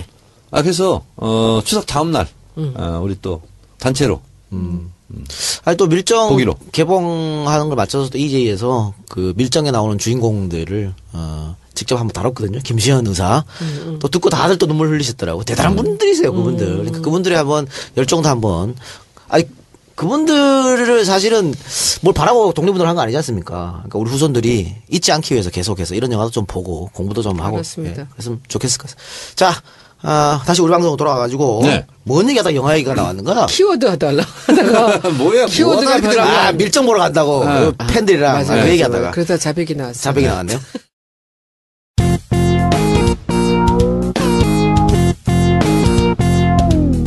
정청래 키워드 분석. 자, 오늘의 정청래 키워드 분석 뭡니까? 경선. 경선. 네. 또 하나는? 또 하나는 외교. 외교. 뭐부터 얘기하실래요? 경선. 경선. 네. 경선 뭐, 경선 끝났잖아요. 당대표 다 뽑았는데 뭐. 지금 더불어민주당 대통령 후보 경선 시기가 네. 약간 이슈가 됐어요. 경선 시기가. 네. 그래서 오늘 경선의 모든 것에 대해서 짤막하게 얘기할 겁니다. 자, 경선 시기가 이슈가 됐다고 그랬는데, 추미애 당대표도 그렇고, 지금 어떤 그 당헌에서도 6개월, 대선 6개월 전에 결정해야 된다, 뭐 이런 거 아닌가요? 네. 그 얘기 좀 이따 하고, 네. 원래는 국회의원 공천 있잖아요. 그때는 17대 국회 이전까지는 다 전략 공천이었어요. 경선이 없었습니다. 그리고 당대표나 총재나 아니면 총선 국회의원 후보, 개파 보스나가 나눠먹기로 그냥 다 전략 공천이었어요. 근데 그거를 안 된다.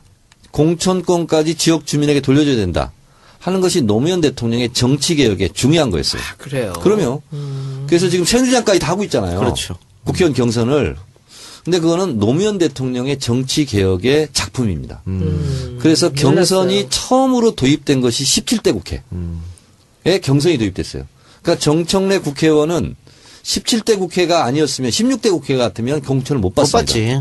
그래서 경선으로 지역 주민들에게 공천권을 돌려줬기 때문에 제가 경선에 도전했던 거예요. 그때도 정봉주, 정청래 다 꼴찌할 거라 그랬거든, 경선에서. 그러면 그렇죠? 그런 예상이 정봉주는 있었는데. 꼴찌할 걸 예상했는데 저는 다코스. 그래서 실제로 많은 사람들이 국회의원의 꿈을 꿨던 사람들이 실제로 경선을 통해서 17대 대거 그렇죠. 등장을 하죠. 그리고 최초의 의회 가반을 민주진영에서 차지하고 이렇게 되는 거죠. 그러니까 경선장에 가보니까 연설을 들어보니까 그 전에 그냥 이름만 있는 사람하고 직접 나와서 막 연설하는데 너무 잘하는 거야. 사람들 마음이 움직이는 거죠. 그러면 예. 그래서 이 내부 경선이 17대부터 도입돼 가지고 지금은 어떠한 선거 공천이라도 지금 경선하는 게 대세를 이룬 거죠. 그래서 뭐 서울시장 후보 경선, 도지사 후보 경선, 뭐 시의원, 구의원 후보 경선 이게 다 경선이 유행처럼 된 거예요. 그래서 새누리당까지 전파됐죠. 그래서 우리 것이 뭐 뒤바뀌거나 아직도 기간이 많이 남았잖아. 지금 5월달이라 네네. 하더라도. 네. 그래서 그건 좀 명분이 약한 주장이지 않는가 이런 생각이 들어요. 나 엉뚱한 얘기 하나 해도 돼요? 예, 하세요. 차차기의 추미애 대표도 대권에 관심 가질 것 같아요. 아니, 그거야 뭐 누구나 가질 수 있죠. 뭐, 손의원님도 가질 수 있어요. 아유, 그런 거 말고. 아니, 근데 요새 그런 느낌들이 딱 드는 게, 굉장히 다부지고 강단이 있어요. 아니, 이번에 당대표로 해가지고, 무리 없이 경선 네. 잘 치르고, 정권 교체하고, 하면 뭐, 추미애 대표도 충분히 할 수 있는 거죠. 아니, 하겠다는 생각이 드는 게, 이렇게 깡다구가 있어. 작은데, 그리고, 이렇게 볼 때, 이게 아주 어울려요. 정권 교체하는데 지도자의 추미애 자리가. 당대표가 계속 당대표직을 유지하면서 기여를 했다, 공헌을 했다. 그러면 그 사람이 1순위가 되는 거예요. 가능하죠, 그거야. 다음번에. 그래요. 그럼요. 자, 그러니까 김무성이 그렇게 되려다 못한 거죠? 그렇죠. 공헌도가 있는데. 경선 시기도 경선 시기인데, 다른 것도 문제가 좀 있는 것 같아요. 왜냐하면 일단은 뭐 지금의 어떤 상황을 보면 문 대표가 굉장히 앞서가 있고, 나머지 후보들, 김부겸 의원, 안희정 지사, 이재명 시장은 공식적으로 이제 나간다고 얘기를 한 것 같아요. 네. 그리고 박원순 시장도 조금 있으면 할 것 같긴 하고 아직 모르겠습니다만. 그런데 이분들이 다 고만고만하단 말이지. 그러니까 문 대표를 따라올 사람이 지금 없는 상황이거든요. 그러니까 나머지 분들은 원샷으로 경선에서 끝내지 말고 결선 투표제를 도입하자고 주장할 것 같아. 네. 너무나 당연한 것 같거든요. 지난번에 정세균, 손학규, 김두관, 네. 그리고 문재인 이렇게 했을 때도 결선 투표를 했는데 문 대표가 50%를 넘는 바람에 결선 투표가 이루어지지 않았죠. 그러니까 요걸 할 것 같은데 네. 이건 어때요? 문 대표 쪽에서 이거는 받아들여야지만 되는 거고 아니면 뭐 안 될 것 같은 논란이 좀 있을 것 경선 얘기를 같은데. 하면서 경선 룰까지 얘기를 하는데요. 네.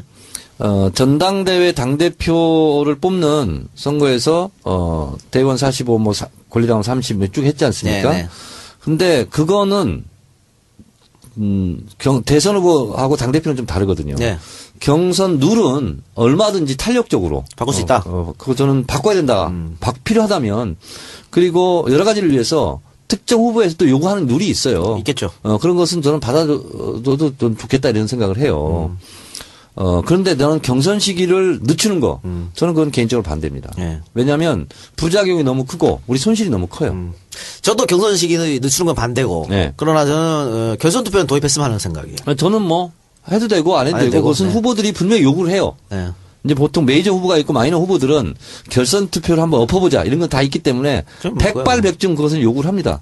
저는 그건 뭐 받아들여도 무관하다. 그리고 그렇게 해서 한 번 더 꺾고 이기는 사람이 훨씬 더 경쟁력이 있는 거니까. 그 어떤 룰이냐 또 언제 하냐에 따라서 그 홍보위원장의 역할도 달라지지 않을까요?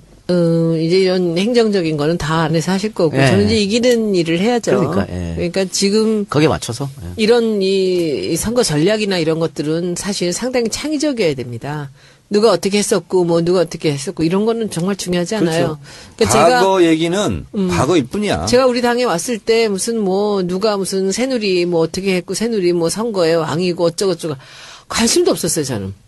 그들이 어떻게 했던 우리는 우리 걸 해야 되는 거거든요. 근데 이번 대선도 그렇습니다. 이번에 어떤 분이 후보가 되든지 간에 그 사람이 표를 얻는 그 방법을 잘 네네. 만들어내야 되는 겁니다. 그리고 어떤 분이든 간에 우리가 지난번에 문 대표가 2012년도에 48%로 떨어졌잖아요. 저는 자나깨나 딱 한 가지 생각밖에 없어요. 5%. 플러스 5%예요. 그러니까 저는 플러스 5%를 할 거예요. 48%는 문 대표님 노력으로 거기까지 오겠죠.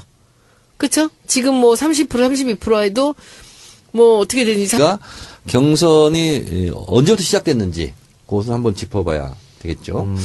그렇게 되고 이제 지금 당대표 전당대회가 끝나고 더불어민주당 대선 후보 경선을 이슈가 된 게 룰을 어떻게 하냐 이게 된 게 아니라 시기가 언제 제일 먼저 하느냐. 불거졌어요. 네. 더불어민주당 당원 당규에 의하면 대통령 선거 6개월 전에 실시한다. 그거는 그때 김상곤 호에서 만든 거죠. 네, 그렇습니다. 네. 그리고 다만 심대하고 중대한 문제가 있을 때는 뭐 달리 정할 이럴 수 있다. 예. 이렇게 정한 거죠. 그래서 지금 추미애 대표는 그걸 지키겠다고 하는 것 같은데? 저는 근데 이 경선 시기 문제가 불거지기 이전에 여러 매체를 통해서 경선은 5월 달에 해야 된다. 예. 주장을 했고요. 우상호 원내대표도 원내대표 되고 나서 내년 5월에 경선을 하는 것이 맞다. 왜냐하면 지난번 대선 때 문재인 후보가 너무 늦게 됐어요. 됐죠. 예. 그리고 더군다나 또 안철수 후보단이라 문제로 이게 빠져버렸거든. 그러다 보니까 실제로 스킨십 하는 시간이 굉장히 부족했고 정책 공약이랑 다듬는 시간도 부족했거든요. 그래서 노무현 대통령 대선 경선 때처럼 5월 달에 경선을 마치는 것이 좋겠다 하고 저는 이 경선 시기 문제가 불거지기 이전에 이미 저는 얘기했고 추미애 대표도 전당대회 유세를 통해서 계속 그렇게 얘기를 했죠. 예, 예. 그래서 그러니까 뭐 어쨌든 대선 6개월 전이면 6월 달까지만 정해지면 되는 거잖아요. 그러니까 6월 18일까지. 예. 그러니까 경선을 방금 말씀하신 대로 5월에 하든 4월에 하든 네. 그렇죠?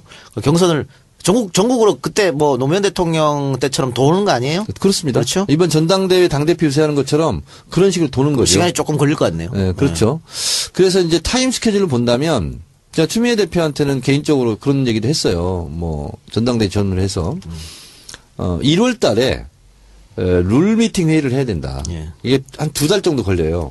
그럼 1월 달에 시작하면 꾸리고 하면 2월, 3월이 되잖아요. 그러면 4월 또 재보궐선거가 있거든. 그때는 또 중지돼야 돼. 재보궐선거를 위해서. 그럼 5월 달에 바로 해야 되잖아요. 예. 그러면 룰 세팅은 3월 달까지 맞춰야 돼. 그러려면 1월 달부터 룰 미팅 회의를 시작해야 되거든.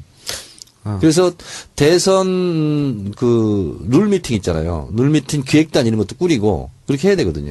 알겠습니다. 그건 알겠는데 지금 당헌 당규에 그렇게 나와 있는데 왜 경선 시기가 논란이 된다고 말씀하시는 거예요? 지금 박원순, 안희정, 이재명 다 지자체장들이죠. 이 세 분들이 지자체장이다 보니까 5월 달 이렇게 하게 되면 지자체장을 사퇴를 해야 되나 말아야 되냐 이런 고민이 되고 그때 사퇴를 하면 재보궐선거를 또 해야 된다는 거죠. 그렇죠.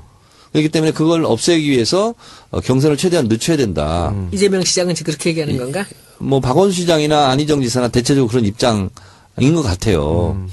근데 저는 뭐 그렇게 해서 정권 교체를 하는데 도움이 되는 문제라면 저는 뭐 충분히 논의할 수 있다 이런 생각이 드는데 시간이 너무 없지 않나? 그 준비할 시간이? 명분이라는 것이 너무 뻔한 결과 아니냐. 문재인 대세론을 조기에 굳히려는 거 아니냐. 사실은 그런 건 아니거든.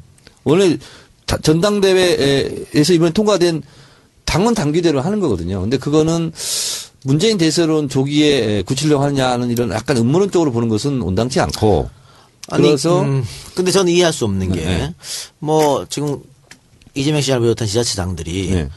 지자체장직을 가지고 그냥 경선 나오면 되잖아요. 그렇습니다. 그럼 문제 되나요? 선거법 위반도 안 되는데? 안 돼요. 근데 뭐 왜 경선 시기 가지고?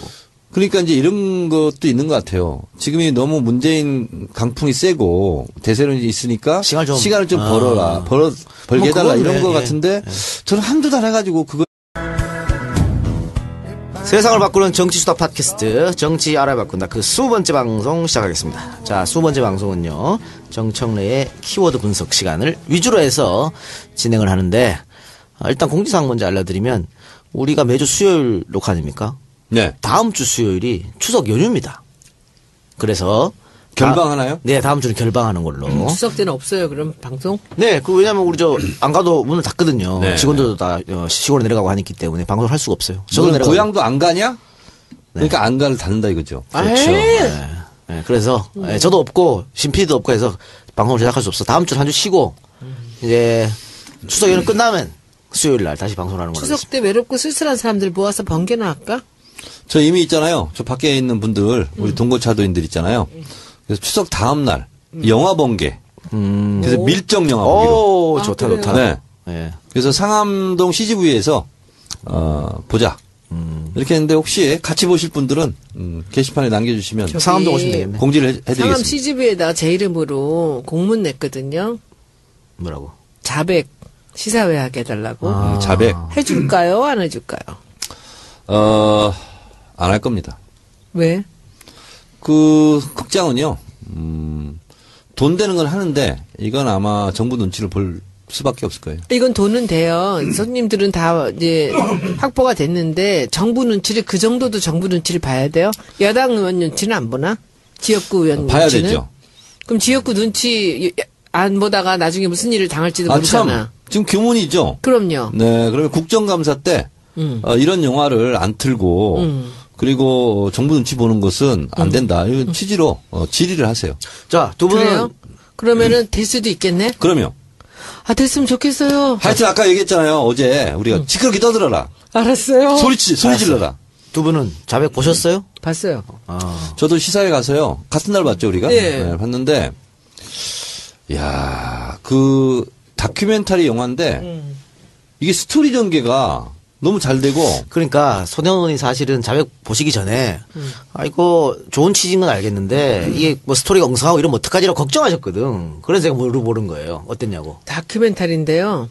굉장히 감동적이에요. 감동적이에요. 그러니까 앞부분에서는 약간 지루한 듯하게 나가다가 중간에서부터 그 뒤쪽으로는 아주 어떤 영화보다도 감동적이에요. 아우, 나 그 일본 할아버지. 네. 막판에. 난 아주 그냥, 제일교포.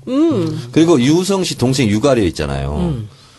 야, 연기를 하라고 해도 그렇게 못할 거야. 누가? 유우성 씨 동생이에요? 그 조작된 여자 간첩. 주인공 나왔잖아. 그게 자기. 진짜 아니에요? 아니, 그러니까 유우성 씨 동생이야, 친동생. 맞아. 친동생. 근데 어떤 연기자나 영화 배우라도 그렇게 리얼하게 연기를 못 한다고. 근데 있는 실제니까. 있는 그대로 하는데 야, 저걸 연기를 했다면 너무 명배운 거야. 하여튼 자백 보면서 특히 저는 이제 정보일을 하면서 또 유우성 그 간첩 사건에 저도 연루자예요. 왜냐하면 제가 선양 총영사관에 직접 갔었거든. 가서 조작 갔을 때? 그러면 네. 그 서류가 조작됐다는 것을 제가 공개적으로 얘기한 사람이야. 네. 뭐냐면 중국은요. 워낙 위조 짝퉁이 많아가지고 관청에서 도장을 찍었어. 근데 그걸로 가져가면 안 돼. 옆에 뭐가 있냐면 그 도장이 진짜냐 아니냐를 또 판명해 준 데가 있어요. 그래서 거기를 안 거친 거야. 그래서 우리가 총영사 갔을 때 그걸 확인한 거야. 그러니까 거기서 이것이 진짜 도장이다라는 것을 확인해주는 절차를 안 거친 거야. 그러니까 이 영화를 그 두 분 다 많은 국민들이 꼭 봤으면 하는 생각이잖아요. 그러니까 멀티플렉스에 좀 걸렸으면 하는 바람인데 그게 과연 될지는 모르겠습니다. 쉽지는 않겠죠. 근데 이제 이분들이 이제 저한테 원했던 것은 그 상암 CGV에서 시사회를 하게 해달라는 거예요. 그래서 그 시사회가 뭐 일주일이 됐든 며칠이 됐든 자기들이 거기에 들어오는 사람들을 확보는 충분히 된다고 했는데 뭐 그 정도도 안 해준다면 가만히 있지 않아야지. 진짜 있잖아요. 이게 참 어떻게 해볼 도리도 없고 17대 내가 문광일 하면서 근데 영화계의 수직계열화 문제. 그러니까 투자, 배급, 뭐 상영 이런 게 있잖아요. 그냥 CJ가 가지고 있어 그냥 롯데시네마 가지고 있고. 그렇죠. 그러다 보니까 이거는 있잖아요. 우리나라 재벌들의 뭐 양극화, 뭐 재벌들의 집중 현상보다 더 심한 데가 이 판이에요. 예. 그러니까 여기한테 잘못 보이면 아무리 좋은 영화를 만들어도 안 걸어주면 그만이지 뭐. 그 투자도 안 되고, 네. 뭐 배급도 안 되고 상영 극장도 못 구하고 이런 상황이거든요. 그러니까 지금 자백이 극장을 못 구해가지고 날린 거죠 지금. 참 네. 좋은 영화. 근데 흥행도 난 좀 성공할 것 같은데. 저는 그 아주 중반 이후로 제일 감동이 그 일본 할아버지. 네, 네, 난 아주 그 사람이 감동이지. 그 한국말 다 들으면서 네. 막 안 간다고. 한국에 안 간다고. 나 그게 아주 굉장히 감동적이었고 그분이 당했던 고통을 한번 생각해 보세요. 그러니까 그 젊은 나이에 인생 완전히 망친 거죠. 그래서 저는 참 좋았고요. 그리고 어떻게 보면은 뭐 웬만한 영화보다는 훨씬 더 저는 감동적이었어요. 생각할 것도 많고 그랬던 겁니다. 그리고 제가 그걸 보면서 어떤 생각을 했냐면은 그 최승호 PD 있잖아요. 근데 그 사람을 보면서 저 사람은 도대체 어떤 생각을 갖고 사는 사람일까? 어떻게 그렇게 용감하지? 정청래 의원 같으면 그렇게 용감하겠어요? 정치는 안 그럴 것 같아. 목소리만 크지. 아니 그 공항에요. 김기춘 실장 그러니까. 그것을 의도적으로 따라간 거거든. 그렇지. 그걸 우연히 만난 것처럼 했지만 그 장면 너무 웃기지 따라가서 않아? 계속 물어. 일어나 자리에서 가. 근데 계속 이러지 마시고요. 한 말씀 해주셔야죠. 근데 그런 거는 그 사람 얼굴이 나와도 괜찮아요. 초상권 침해 이런 거 아니야? 공인이기 때문에. 그래요? 네. 국민이 알 권리가 있잖아요. 네. 근데 나는 그 최승호 PD라는 사람이 그 양반이 그 이건희 회장 그 사건도 했잖아요. 그거 참 겁날 일인데 그렇죠. 예. 이제 갈 때까지 가면서 점점 더 용감해지시는 것 같아요. 저는 그 영화를 여러분들이 보신다면 그 인간 한 사람의 그 집념이나 그 자기가 정말 이 나라를 어떻게 해보겠다는 거, 정말 이 비리를 들춰보겠다는 거, 난 그 용기가 정말 대단하죠. 너무 대단하고. 그러니까 그 국정원의 뻔뻔함도 뻔뻔함이지만 저는 대한민국 검사들의 뻔뻔함도 다 밝혀졌는데도 그 검사들 문제가- 실 그죠? 이름을 다 나오지. 염치 없이 그 이상하게 염치 없이, 아주 그렇지. 표정하고. 재판 과정을 지켜보시기 바랍니다. 네. 재판 과정을 지켜보시기 바랍니다. 네. 재판 과정을 지켜보시기 바랍니다. 근데 그런 장면들이 그 리얼 그 자체잖아. 난 참 좋았어요. 대한민국의 지금 어떤 무능 이런 걸 다 보여주는 것 같아 그 영화에 참 뻔뻔함 이런 것들. 하여튼 여러분들도 개봉이 되면 꼭 좀 봐보시기 바랍니다. 이 작가님이 저한테 그 최승호 PD 소개하셨잖아요. 예, 근데 저는 그래서 연락을 받고 마치 팬심으로 그분하고 예. 통화를 하고. 이제 한번 했었죠. 한번 했는데 네. 제 PD가 이제 그 손호님이 교문이 계시니까 그 어떻게 연락할 방법이 없냐 그래서 제가 해드릴게요. 뭐 이랬지 뭐. 그렇지. 우리 무조건 또 아는 사람이, 아니, 우린 또 믿는 사람이 하면 무조건 다. 저한테도 문자가 왔어요. 시사에 꼭 와달라고. 그래서 제가 가겠다고. 그래서 간 거예요. 근데 이제 그래서 이제 SNS도 제가 트위터도 막 그 날리고 이렇게 했는데 좀 이렇게 국회의원들도 많이 봤으면 좋겠어요. 예, 그러니까. 예. 제가 그날 많이 오셨어요. 이제 그리고 참 있잖아요. 손혜원 의원 이건 하나 그 팁으로 좀 하셨으면 좋겠어요. 알았어. 뭐냐면 국회의원회관 대회의실 있잖아. 그 600석 되잖아요. 거기서 영화 한번 틀어요. 손혜원 의원실 주최 이렇게. 제 마음대로 트나? 그럼요.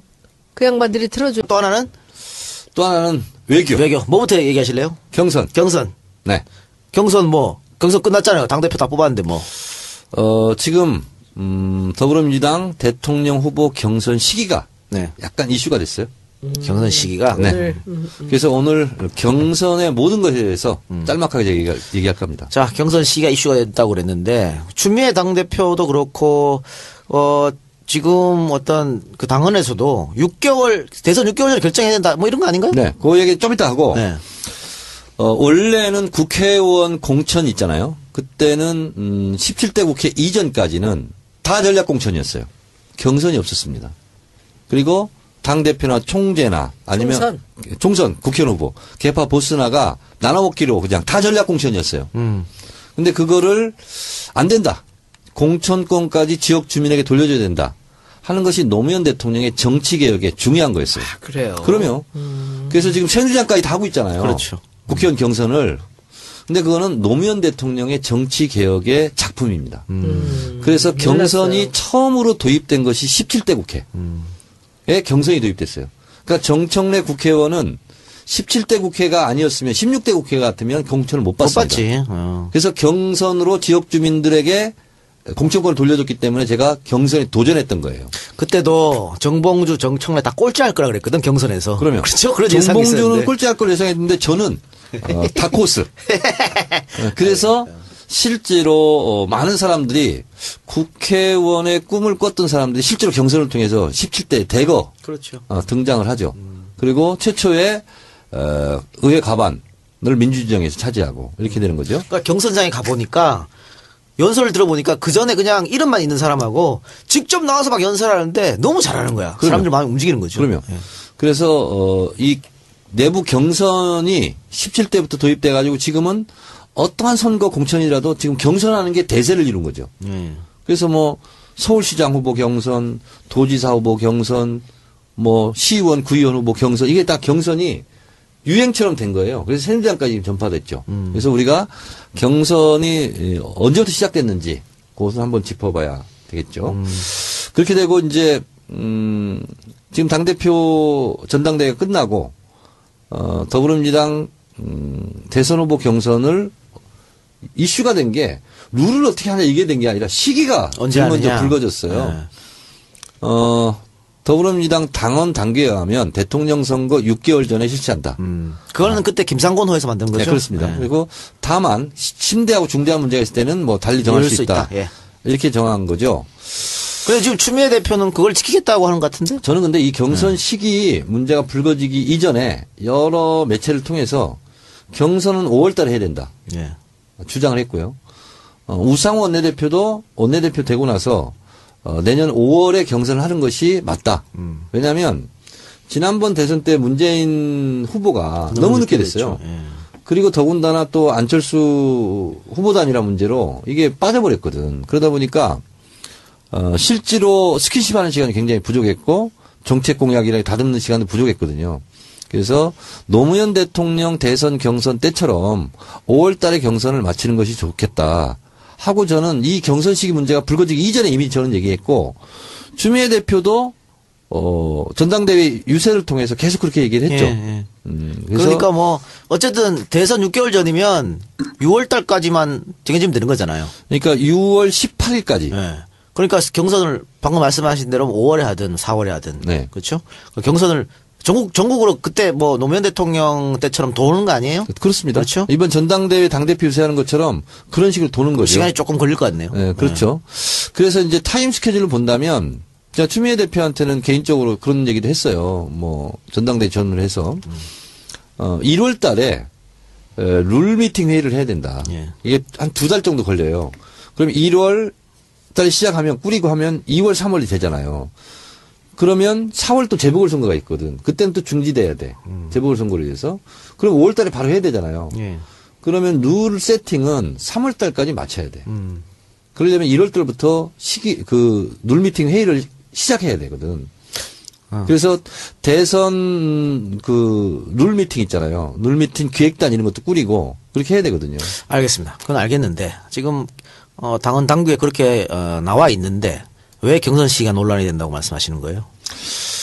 지금 박원순, 안희정, 이재명 다 지자체장들이죠. 이 세 분들이 지자체장이다 보니까 5월 달 이렇게 하게 되면 지자체장을 사퇴를 해야 되나 말아야 되냐 이런 고민이 되고 그때 사퇴를 하면 재보궐선거를 또 해야 된다는 거죠. 그렇죠. 그렇기 때문에 그걸 없애기 위해서 경선을 최대한 늦춰야 된다. 이재명 시장은 지금 그렇게 얘기하는 건가? 뭐 박원순 시장이나 안희정 지사나 대체적으로 그런 입장인 것 같아요. 근데 저는 뭐 그렇게 해서 정권 교체를 하는데 도움이 되는 문제라면 저는 뭐 충분히 논의할 수 있다 이런 생각이 드는데 시간이 너무 없지 않나? 그 준비할 시간이? 명분이라는 것이 너무 뻔한 결과 아니냐. 문재인 대세론을 조기에 굳히려는 거 아니냐. 사실은 그런 건 아니거든. 원래 전당대회에서 이번에 통과된 당원 당규대로 하는 거거든요. 근데 그거는 문재인 대세론 조기에 굳히려고 하느냐는 이런 약간 음모론적으로 보는 것은 온당치 않고. 그래서 근데 저는 이해할 수 없는 게 네. 뭐 지금 이재명 시장을 비롯한 지자체장들이 네. 지자체장직을 가지고 그냥 경선 나오면 되잖아요. 그렇습니다. 그럼 문제 되나요? 선거법 위반도 안 되는데? 안 돼요. 근데 뭐 왜 경선 시기 가지고? 그러니까 이제 이런 것도 있는 것 같아요. 지금이 너무 문재인 강풍이 세고 대세론이 있으니까 시간을 좀 벌게 해달라 그건 이런 네, 것 예. 같은데 저는 한두 달 해가지고 그것이 뭐 뒤바뀌거나 아직도 기간이 많이 남았잖아요. 지금 5월달이라 네, 네. 하더라도. 네. 그래서 그건 좀 명분이 약한 주장이지 않는가 이런 생각이 들어요. 나 엉뚱한 얘기 하나 해도 돼요? 예, 하세요. 차차기에 추미애 대표도 대권에 관심 가질 것 같아요. 아니 그거야 뭐 누구나 가질 수 있죠. 뭐 손녀님도 가질 수 있어요. 아유, 그런 거 말고. 아니, 근데 요새 그런 느낌들이 딱 드는 게, 굉장히 다부지고 강단이 있어요. 아니 이번에 당 대표로 해가지고 무리 없이 경선 네. 잘 치르고 정권 교체하고 하면 뭐 추미애 대표도 충분히 할 수 있는 거죠. 아니, 하겠다는 생각이 드는 게, 이렇게 깡다구가 있어. 작은데, 그리고, 이렇게 볼 때, 이게 아주 어울려요. 정권 교체하는데 지도자의 추미애 자리가. 당대표가 계속 당대표직을 유지하면서 기여를 했다, 공헌을 했다. 그러면 그 사람이 1순위가 되는 거예요. 가능하죠, 그거야. 다음번에. 그래요. 그럼요. 자, 김무성이 그렇게 되려다 못한 거죠? 그렇죠. 공헌도가 있는데. 경선 시기도 경선 시기인데 다른 것도 문제가 좀 있는 것 같아요. 왜냐하면 일단은 뭐 지금의 어떤 상황을 보면 문 대표가 굉장히 앞서가 있고 나머지 후보들 김부겸 의원, 안희정 지사, 이재명 시장은 공식적으로 이제 나간다고 얘기를 한 것 같아요. 네. 그리고 박원순 시장도 조금 있으면 할 것 같긴 하고 아직 모르겠습니다만. 그런데 이분들이 다 고만고만하단 말이지. 그러니까 문 대표를 따라올 사람이 지금 없는 상황이거든요. 그러니까 나머지 분들은 원샷으로 경선에서 끝내지 말고 결선 투표제를 도입하자고 주장할 것 같아. 네. 너무나 당연한 것 같거든요. 지난번에 정세균, 손학규, 김두관, 네. 그리고 문재인 이렇게 했을 때도 결선 투표를 했는데 문 대표가 50%를 넘는 바람에 결선 투표가 이루어지지 않았죠. 그러니까 요걸 할 것 같은데 네. 이건 어때요? 문 대표 쪽에서 이거는 받아들여야지만 되는 거고 아니면 뭐 안 될 것 같은 논란이 좀 있을 것 경선 얘기를 같은데. 하면서 경선 룰까지 얘기를 하는데요. 네. 전당대회 당대표를 뽑는 선거에서 대의원 45, 뭐 권리당원 30 쭉 했지 않습니까? 네, 네. 근데 그거는 대선 후보하고 당대표는 좀 다르거든요. 네. 경선 룰은 얼마든지 탄력적으로 바꿀 수 있다. 그거 저는 바꿔야 된다. 필요하다면 그리고 여러 가지를 위해서 특정 후보에서 또 요구하는 룰이 있어요. 있겠죠. 그런 것은 저는 받아줘도 좀 좋겠다 이런 생각을 해요. 그런데 나는 경선 시기를 늦추는 거, 저는 그건 개인적으로 반대입니다. 예. 왜냐하면 부작용이 너무 크고 우리 손실이 너무 커요. 저도 경선 시기는 늦추는 건 반대고. 네. 그러나 저는 결선 투표는 도입했으면 하는 생각이에요. 저는 뭐 해도 되고 안 해도 되고 그것은 네. 후보들이 분명히 요구를 해요. 네. 이제 보통 메이저 후보가 있고 마이너 후보들은 결선 투표를 한번 엎어보자 이런 건 다 있기 때문에 그럼 백발백중 그것은 요구를 합니다. 저는 그건 뭐 받아들여도 무관하다. 그리고 그렇게 해서 한 번 더 꺾고 이기는 사람이 훨씬 더 경쟁력이 있는 거니까. 그 어떤 룰이냐 또 언제 하냐에 따라서 그 홍보위원장의 역할도 달라지지 않을까요? 이제 이런 행정적인 거는 다 안에서 하실 거고 예. 저는 이제 이기는 일을 해야죠. 그러니까, 예. 그러니까 지금 거기에 맞춰서. 예. 이런 이 선거 전략이나 이런 것들은 사실 상당히 창의적이어야 됩니다. 누가 어떻게 했었고 뭐 누가 어떻게 했었고 이런 거는 정말 중요하지 않아요. 그러니까 과거 얘기는 과거일 뿐이야. 제가 우리 당에 왔을 때 무슨 뭐 누가 무슨 새누리 뭐 어떻게 했고 새누리 세상을 바꾸는 정치수다 팟캐스트 정치 알아야 바꾼다 그 20번째 방송 시작하겠습니다. 자, 20번째 방송은요 정청래의 키워드 분석 시간을 위주로 해서 진행을 하는데 일단 공지사항 먼저 알려드리면 우리가 매주 수요일 녹화 아닙니까? 네. 다음 주 수요일이 추석 연휴입니다. 그래서 결방하나요? 네, 다음 주는 결방하는 걸로. 추석 때는 없어요. 그럼 방송? 네, 그 왜냐면 우리 저 안 가도 문을 닫거든요. 네. 직원들도 다 시골에 내려가고 하기 때문에 방송을 할 수가 없어요. 저도 너는 내려가고. 고향도 안 가냐? 그러니까 안가를 닫는다 이거죠. 그렇죠. 네. 네, 그래서 저도 없고 신PD도 없고 해서 방송을 제작할 수 없어. 다음 주는 한 주 쉬고 이제 추석 연휴 끝나면 수요일 날 다시 방송을 하는 걸로. 추석 때 외롭고 쓸쓸한 사람들 모아서 번개나 할까? 저 이미 있잖아요. 저 밖에 있는 분들, 우리 동거차도인들 있잖아요. 그래서 추석 다음 날 영화 번개. 그래서 밀정 영화 보기로. 오, 좋다, 그래요? 좋다. 네. 네. 그래서 상암동 CGV에서 보자. 이렇게 했는데 혹시 같이 보실 분들은 게시판에 남겨주시면 저기 상암동 오시면 되겠네. 공지를 상암 해드리겠습니다. CGV에다 제 이름으로 공문 냈거든요. 뭐라고? 자백 시사회 하게 해달라고. 자백. 해줄까요? 안 해줄까요? 안 할 겁니다. 왜? 그 극장은요. 돈 되는 건 하는데 이건 아마 정부 눈치를 볼 수밖에 없을 거예요. 이건 돈은 돼요. 손님들은 다 이제 확보가 됐는데 정부 눈치를 그 정도도 정부 눈치를 봐야 돼요. 야당 의원 눈치는 안 보나? 지역구 의원 봐야 눈치는? 되죠. 그럼 지역구 눈치 안 보다가 나중에 무슨 일을 당할지도 아, 참. 모르잖아. 지금 교문이죠. 그럼요. 네. 그러면 국정감사 때 이런 영화를 안 틀고 그리고 정부 눈치 보는 것은 안 된다. 이런 취지로 질의를 하세요. 자, 두 분은 그래요? 그러면은 될 수도 있겠네. 그러면 아 됐으면 좋겠어요. 하여튼 아까 얘기했잖아요. 어제 우리가 시끄럽게 떠들어라. 알았어요. 소리 질러라. 두 분은 자백 보셨어요? 봤어요. 저도 시사회 가서요. 같은 날 봤죠, 우리가? 네. 네, 봤는데, 야, 그 다큐멘터리 영화인데, 이게 스토리 전개가 너무 잘 되고, 그러니까 손영은이 사실은 자백 보시기 전에 아 이거 좋은 취지인 건 알겠는데 이게 뭐 스토리가 엉성하고 이러면 어떡하지라고 걱정하셨거든. 그래서 제가 물어보는 거예요. 어땠냐고. 다큐멘터리인데요. 굉장히 감동적이에요. 감동적이에요. 그러니까 앞부분에서는 약간 지루한 듯하게 나가다가 중간에서부터 그 뒤쪽으로는 아주 어떤 영화보다도 감동적이에요. 아우 나 그 일본 할아버지. 네. 막판에. 난 아주 그냥 제일교포. 그리고 유성 씨 동생 유가려 있잖아요. 야, 연기를 하라고 해도 그렇게 못할 거야. 누가 유성 씨 동생이에요? 그 조작 여자 반찬. 주인공 나왔잖아. 그게 자백이. 진짜 아니에요? 아니, 그러니까 유성 씨 동생이야, 친동생. 맞아 친동생. 근데 어떤 연기자는 영화 배우라도 그렇게 리얼하게 연기를 못 한다고. 근데 있는 실제니까. 있는 그대로 하는데 야, 저걸 연기를 했다면 너무 명배운 거야. 하여튼 자백 보면서 특히 저는 이제 정보일을 하면서 또 유성 그 간첩 사건에 저도 연루자예요. 왜냐하면 제가 선양 총영사관에 직접 갔었거든. 가서 아 조작 갔을 때. 그러면 네. 그 서류가 조작됐다는 것을 제가 공개적으로 얘기한 사람이야. 네. 뭐냐면 중국은요. 워낙 위조 짝퉁이 많아가지고 관청에서 도장을 찍었어. 근데 그걸로 가져가면 안 돼. 옆에 뭐가 있냐면 그 도장이 진짜냐 아니냐를 또 판명해 준 데가 있어요. 그래서 거기를 안 거친 거야. 그래서 우리가 총영사 갔을 때 그걸 확인한 거야. 그러니까 거기서 아, 이것이 진짜 도장이다라는 것을 확인해 주는 절차를 안 거친 거야. 그러니까 이 영화를 그 두 분 다 많은 국민들이 꼭 봤으면 하는 생각이잖아요.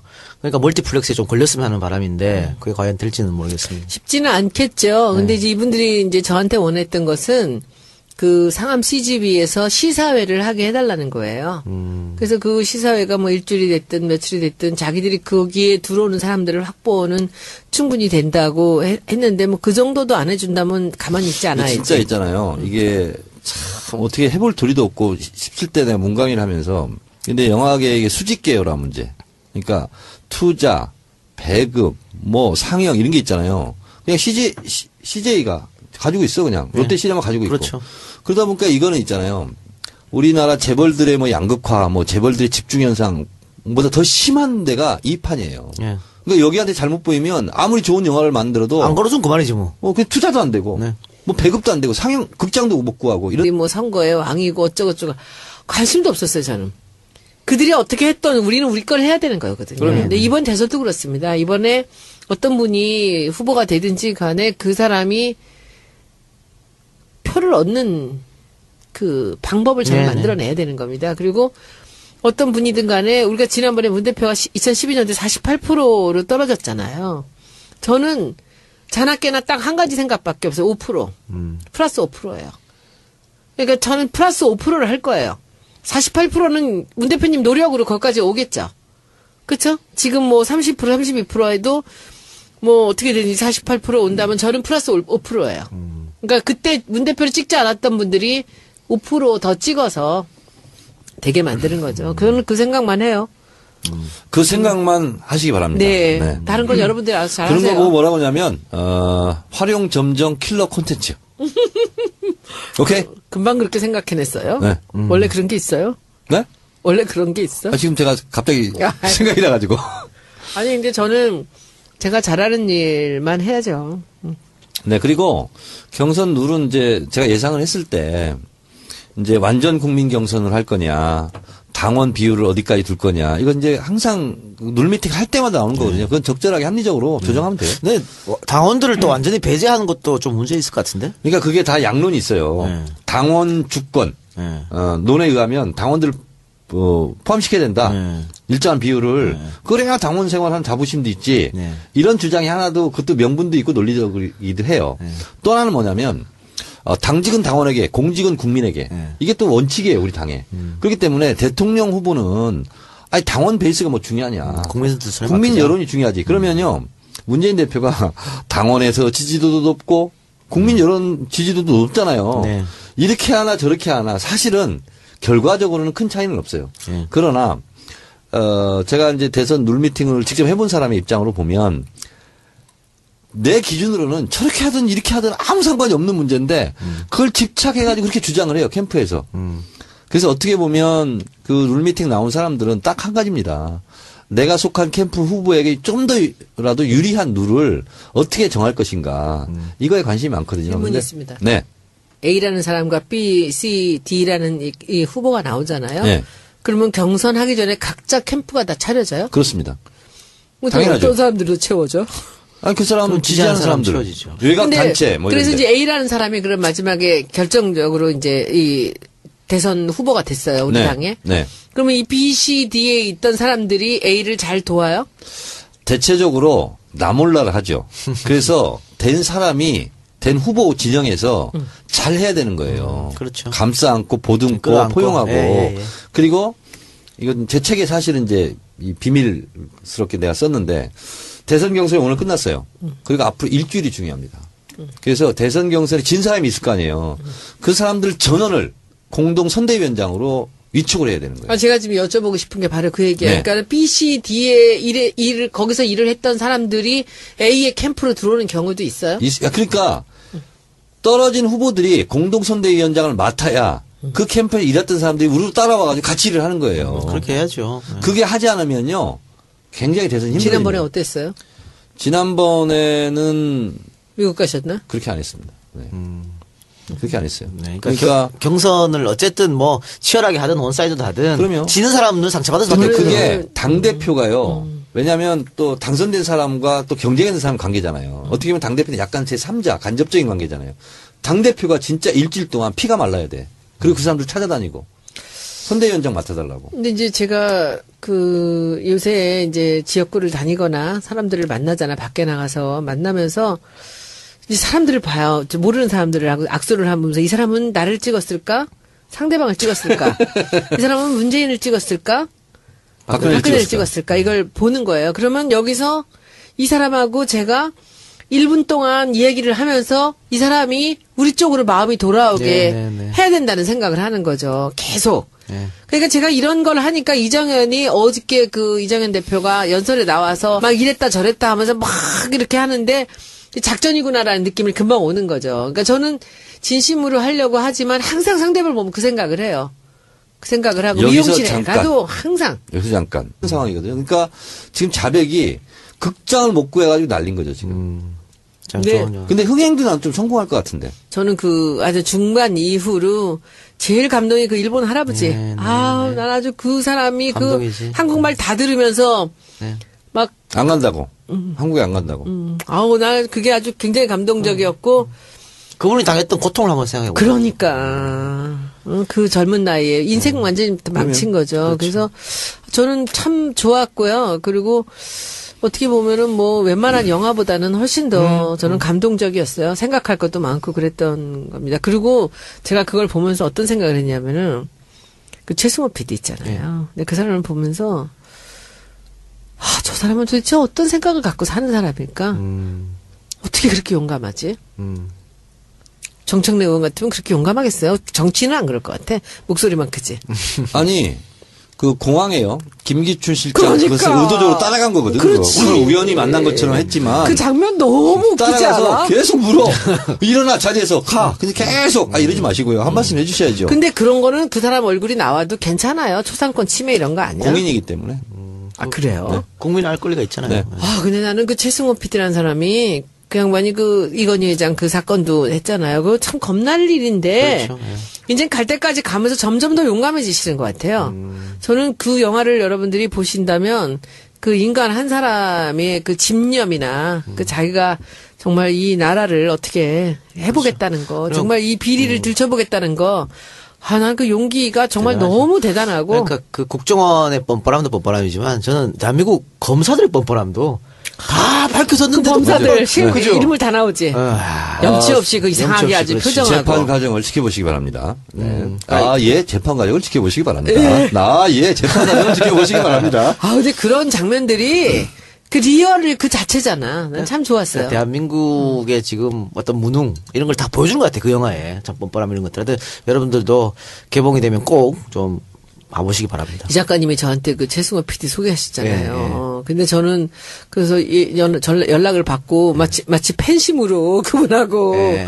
통화를 하고. 이제 한번 했었죠. 한번 했는데 네. 제 PD가 이제 그 소녀님이 교문이 계시니까 그 어떻게 연락할 방법이 없냐 그래서 제가 해드릴게요. 뭐 이랬지 뭐. 그렇지. 우리 무조건 또 아는 사람이, 아니, 우린 또 믿는 사람이 하면 무조건 다. 저한테도 문자가 왔어요. 시사에 꼭 와달라고. 그래서 제가 가겠다고. 그래서 간 거예요. 근데 이제 그래서 이제 SNS도 제가 트위터도 막 그 날리고 이렇게 했는데 좀 이렇게 국회의원들도 많이 봤으면 좋겠어요. 예, 그러니까. 예. 제가 그날 많이 오셨어요. 이제 그리고 참 있잖아요. 손혜원 의원 이건 하나 그 팁으로 좀 하셨으면 좋겠어요. 알았어. 뭐냐면 국회의원회관 대회의실 있잖아. 그 600석 되잖아요. 거기서 영화 한번 틀어요. 손혜원 의원실 주최 이렇게. 제 마음대로 트나? 그럼요. 그 양반들이 틀어줘야지. 그 장소만 빌리고 그리고 당연히 튼다고 하죠. 국회에서 틀면. 그건 진호 PD가 그거 만약에 손 의원이 원하시면 해주겠다고 벌써 약속했었어요. 그러면 얘기하면 들려줄 겁니다. 그리고 국회의원들 와서 좀 보고 그리고 이제 기자들도 많이 오고 그 자체가 홍보가 많이 되거든요. 그래서 예전에 그 위안부 있잖아요. 위안부 할머니들 그린 꽃신이라는 그런 뮤지컬도 거기서 한번 했었고요. 그다음에 이번에 그 귀향인가? 그것도 한번 했어요. 그 조정래 감독. 할게요. 자, 알겠습니다. 자, 하여튼 뭐 제가 계속 도울게요. 할 그렇게 수 있는 해서 거 다 하겠습니다. 자백 개봉을 조금 기다려보고 밀정도 여러분들 많이 좀 봐주시기 바랍니다. 일정 재밌다며. 그래서 추석 다음 날 우리 또 단체로 아니 또 밀정 보기로. 개봉하는 걸 맞춰서 또 EJ에서 그 밀정에 나오는 주인공들을 직접 한번 다뤘거든요. 김시현 의사.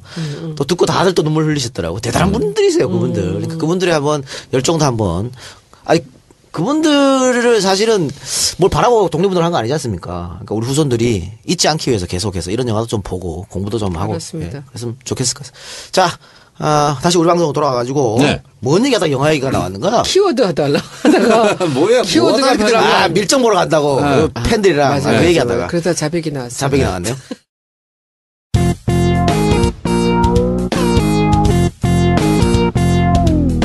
정청래 키워드 분석.